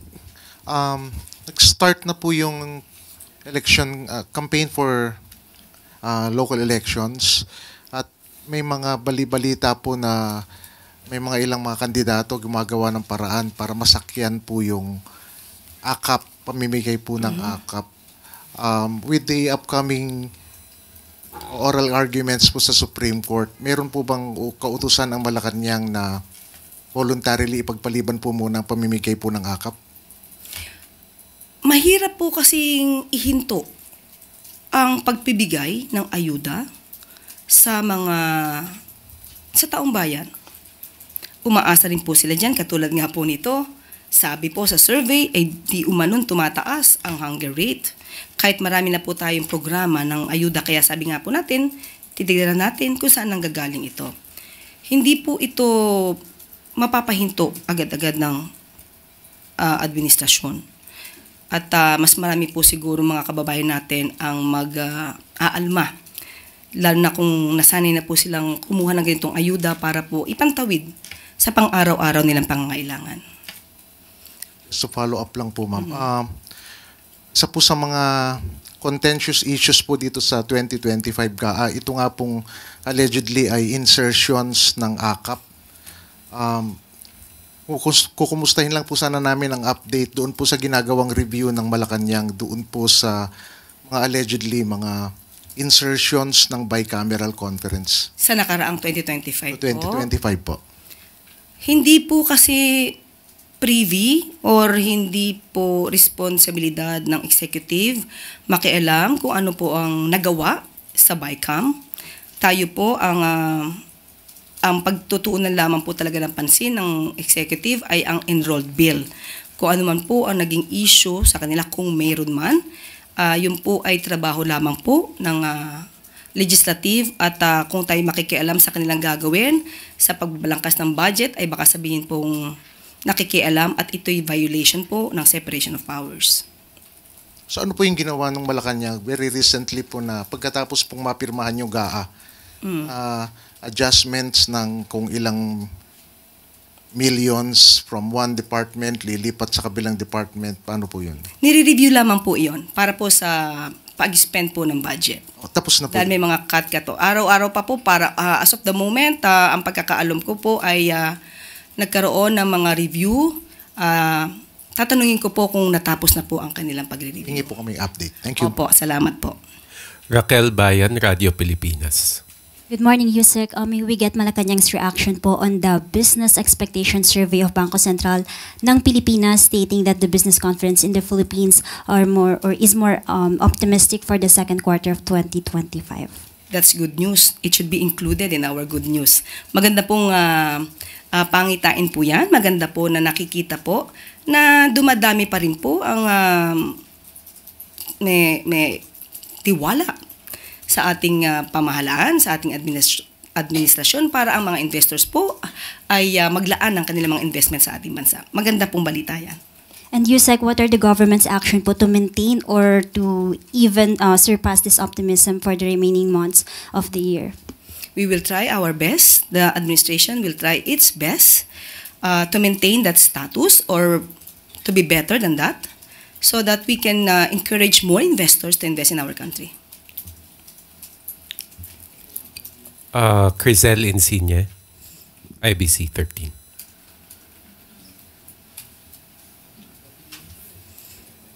Yusek, ano po reaction ng pala sa bagong revelation po ni House Deputy Majority Leader Paulo Ortega about sa confidential funds ng OVP? This time po, they dubbed it as Team Grocery because of the names Beverly Claire Pampano, Miko Harina, Patiting, and many more. Hindi lang po siguro ang palasyo ang medyo nagtataka. Siguro lahat po ang taong bayan mismo ay nagtataka kung bakit ganito ang mga resibo na naibigay ng OVP. At ito pong mga ebidensya na po yan ay ilalaan na lamang po natin at ipapaubaya natin sa House of Representatives at sa Senado kung ito gagamitin man sa impeachment trial. Sam Medinilla, Business Mirror. Good morning, ma'am. Magfa-follow up lang po ako dun sa report po yung regarding po sa BSP. Nag-issue rin po yung BSP recently ng Financial Stability Report kung saan nag-express sila ng concern dun sa heightened uncertainties due to economic development sa US. Tsaka yung economic instability, geopolitical issues sa Europe and Middle East. Meron na pag-usapan na po kaya sa cabinet yung possible impact ng mga geopolitical developments during po doon sa last NEDA briefing. At saka may binigay po kayang instruction si President Marcos kung paano i-mitigate yung impact ng mga ganong issues. Actually po, nagkaroon po ng meeting with the BSP. Pinag-usapan na rin po yan. At maaari pong maapektuhan ang inflation rate, if ever, patungkol po dyan sa nangyayari po sa US. So, tignan na naman po natin at gagawa naman po ng paraan. At sa pagpupulong na po yun ay dapat ang ating nadinig sa pagpupulong ay dapat maibsan agad. Yun ang po ang nadinig ko na sinabi po ng Pangulo na maibsan po agad kung ano po ang magiging impact nito sa darating na taon. Tapos last question na lang po sa akin. Yung na-mention rin po kanina yung tungkol doon sa issue sa Myanmar na patuloy pa rin yung mga OFW Filipinos na nabibiktima doon sa scam hubs. May plan po kaya yung government to restrict yung deployment ng Filipinos, not necessarily OFWs sa Myanmar and its surrounding countries? Maganda pong suggestion yan at siguro dapat din po natin tignan po yan. Maging stricto sa tamang, reasonabling pag-strict lamang po. Dahil hindi naman po natin pwedeng i-violate yung freedom of movement ng bawat isa. So kapag po natin nakita at napansin na wala naman silang dapat napuntahan sa Myanmar at maaari sila maging biktima, ay mas maganda pong maimbestigahan muna bago sila umalis. Thank you po. Thank you po. Finally, Robert Mano, Teleradio Servicio. Sec, good morning po. On Thursday, the Senate Committee on Foreign Relations decided na magkaroon po ng second hearing regarding sa pagkaka-aresto kay former President Rodrigo Duterte. On Thursday, are we seeing same set of cabinet officials representing the executive po sa hearing or may special instructions ang Pangulo regarding po dito? Thank you. Wala po. Katulad ng po sinabi natin noong mga nakaraang araw, hindi naman po pipigilan ng Pangulo ang mga cabinet members or secretaries kung sila naman po ay papatawag. At dapat nga naman tugunan kung ano mo ang mga katanungan na ibibigay sa kanila, provided po na ito ay hindi naman mag-violate ng executive privilege. Yun naman po. Clay Pardilla, People's Television. Good morning po, Yusek. Yusek, reports say that around 500 Filipinos were trapped in scam centers in Myanmar noon pong Feb. How optimistic is the government na silang lahat po ay marirescue? At ano po ang timeline para rito? Katulad po ng ating pinakita na good news, ang ating gobyerno po, ang ating administrasyon ay handang tumulong sa mga Pilipino na nangangailangan. So, kanina po ay pinakita po natin ang good news at tuloy-tuloy pa rin po ang ating pagsisika para kung ano man po ang dinadanas ng mga kababayan natin sa ibang bansa ay agad natin tumatulungan. Follow up po. Ma'am, we are holding job fairs, but how confident are we that these opportunities are enough to prevent Filipinos from risking their future in offshore gaming operations abroad? Yes, we are into projects giving more jobs to the Filipinos. So with this, I hope that they can rely on that. They can have these jobs that will match their capacities and skills. And we pray that they will not again go work abroad so that they can also attend to their families. Raquel Bayan, Radio Pilipinas. Sec, follow-up lang po dun sa 176 na OFW moving forward. Ano po kaya yung gagawin ng pamahalaan para sa paliparan pa lang po, hindi na sila makalabas ng bansa kasi mas mahirap po silang i-rescue kapag wala na po sila sa Pilipinas? Yes. Unang-una po, nakikiusap po tayo sa mga Pilipino na nagnanais magtrabaho sa ibang bansa. Dumaan lang po sana sa tamang proseso. Huwag po silang, kumbaga, makikipag-transact nang hindi alam po ng gobyerno. Kaya nga po tayo may POEA para po sila po ay mabigyan ng seguridad na ang kanilang pupuntahan ay sila ay safe. So, maliban po sa gagawin po ng gobyerno, makikipagtulungan po sana ang ating mga kababayan. Mahirap naman po kadalasan pag mahigpit man po ang ating officers sa Bureau of Immigration o offload minsan, hindi rin po maganda. So, kayo na rin po, makipagtulungan na rin po kayo sa gobyerno para po maiwasan natin yung mga ganitong klaseng sitwasyon. Alvin Baltasar, Radio Pilipinas.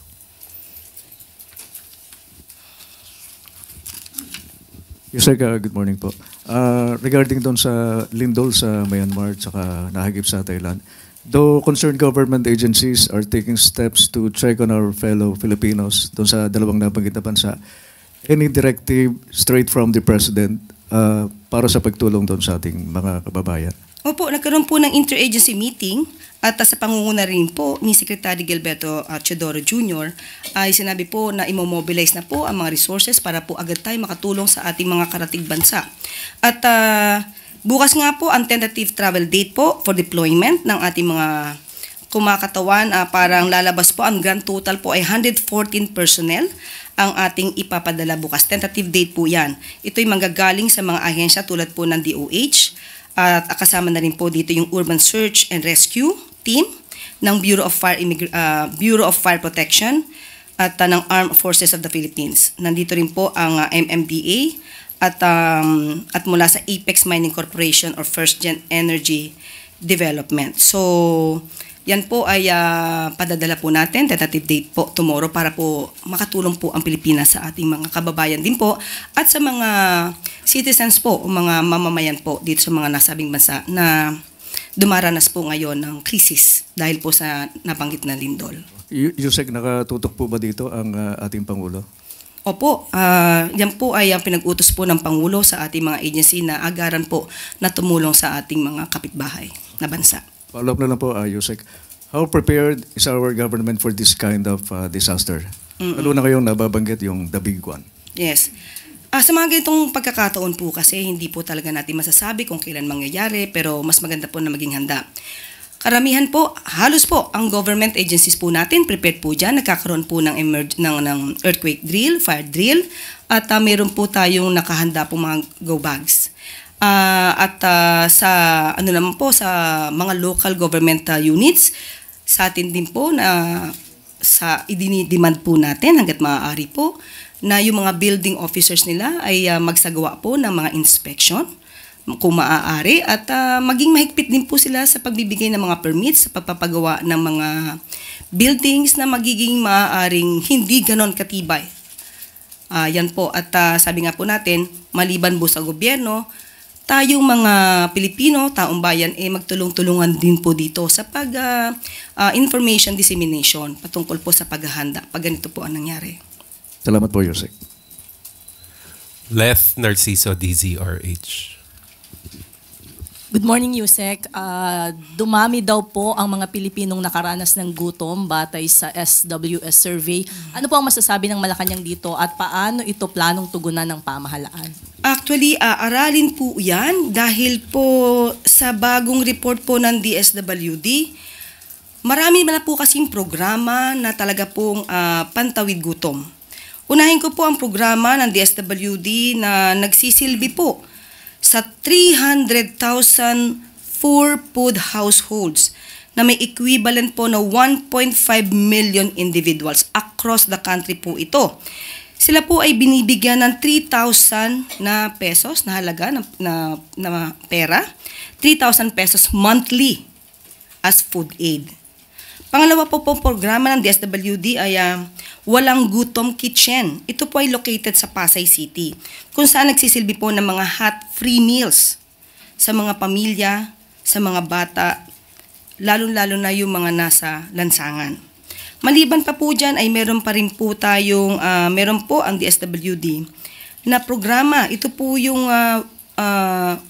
Walang Gutom Project Cusinero Cook-Off Challenge para po ma-improve yung public nutrition. At meron din po ang Walang Gutom Project that provides eligible families with electronic benefit transfer po. Ito po 3,000 peso monthly food credits. So, aaralin po natin kung saan nanggagaling itong mga sinasabi na nagugutom pa ang ibang mga kababayan natin. At para malaman natin kung saan lugar ito at kung meron man pagkukulang, ay maibsan po natin ang ganitong klaseng mga sitwasyon po.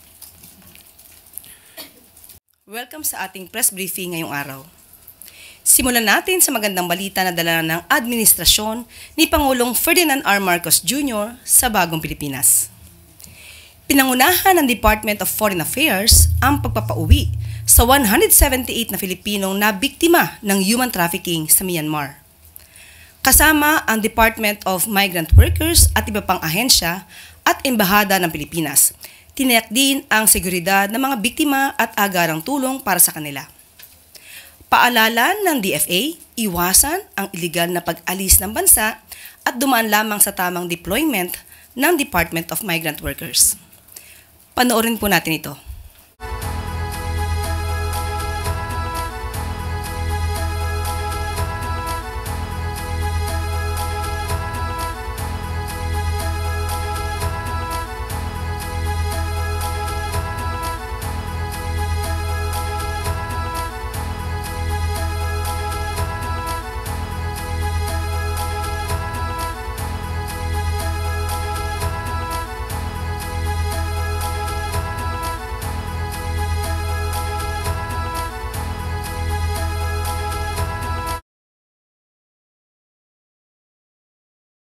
At isa pang good news, bumisita si United States Secretary of Defense Pete Hegseth nitong Biyernes at nagkaroon ng courtesy call kay Pangulong Ferdinand R. Marcos Jr.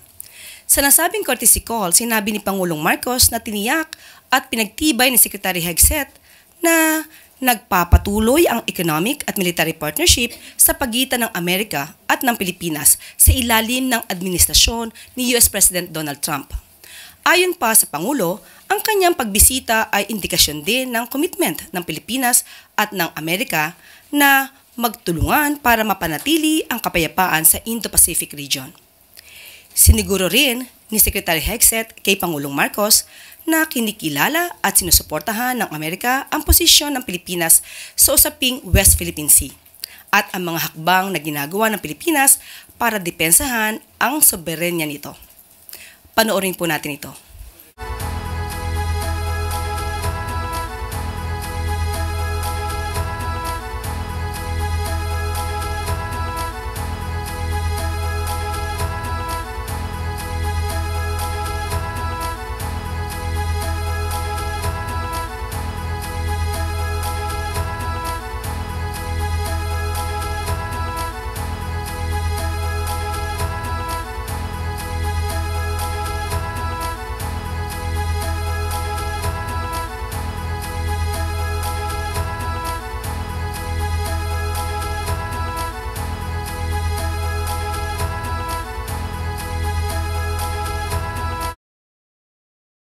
At ito po ang mga good news natin sa araw na ito. Thank you, Yusek Claire. At dito po nagtatapos ang ating briefing. Maraming salamat Malacanang Press Corps at magandang tanghali para sa Bagong Pilipinas.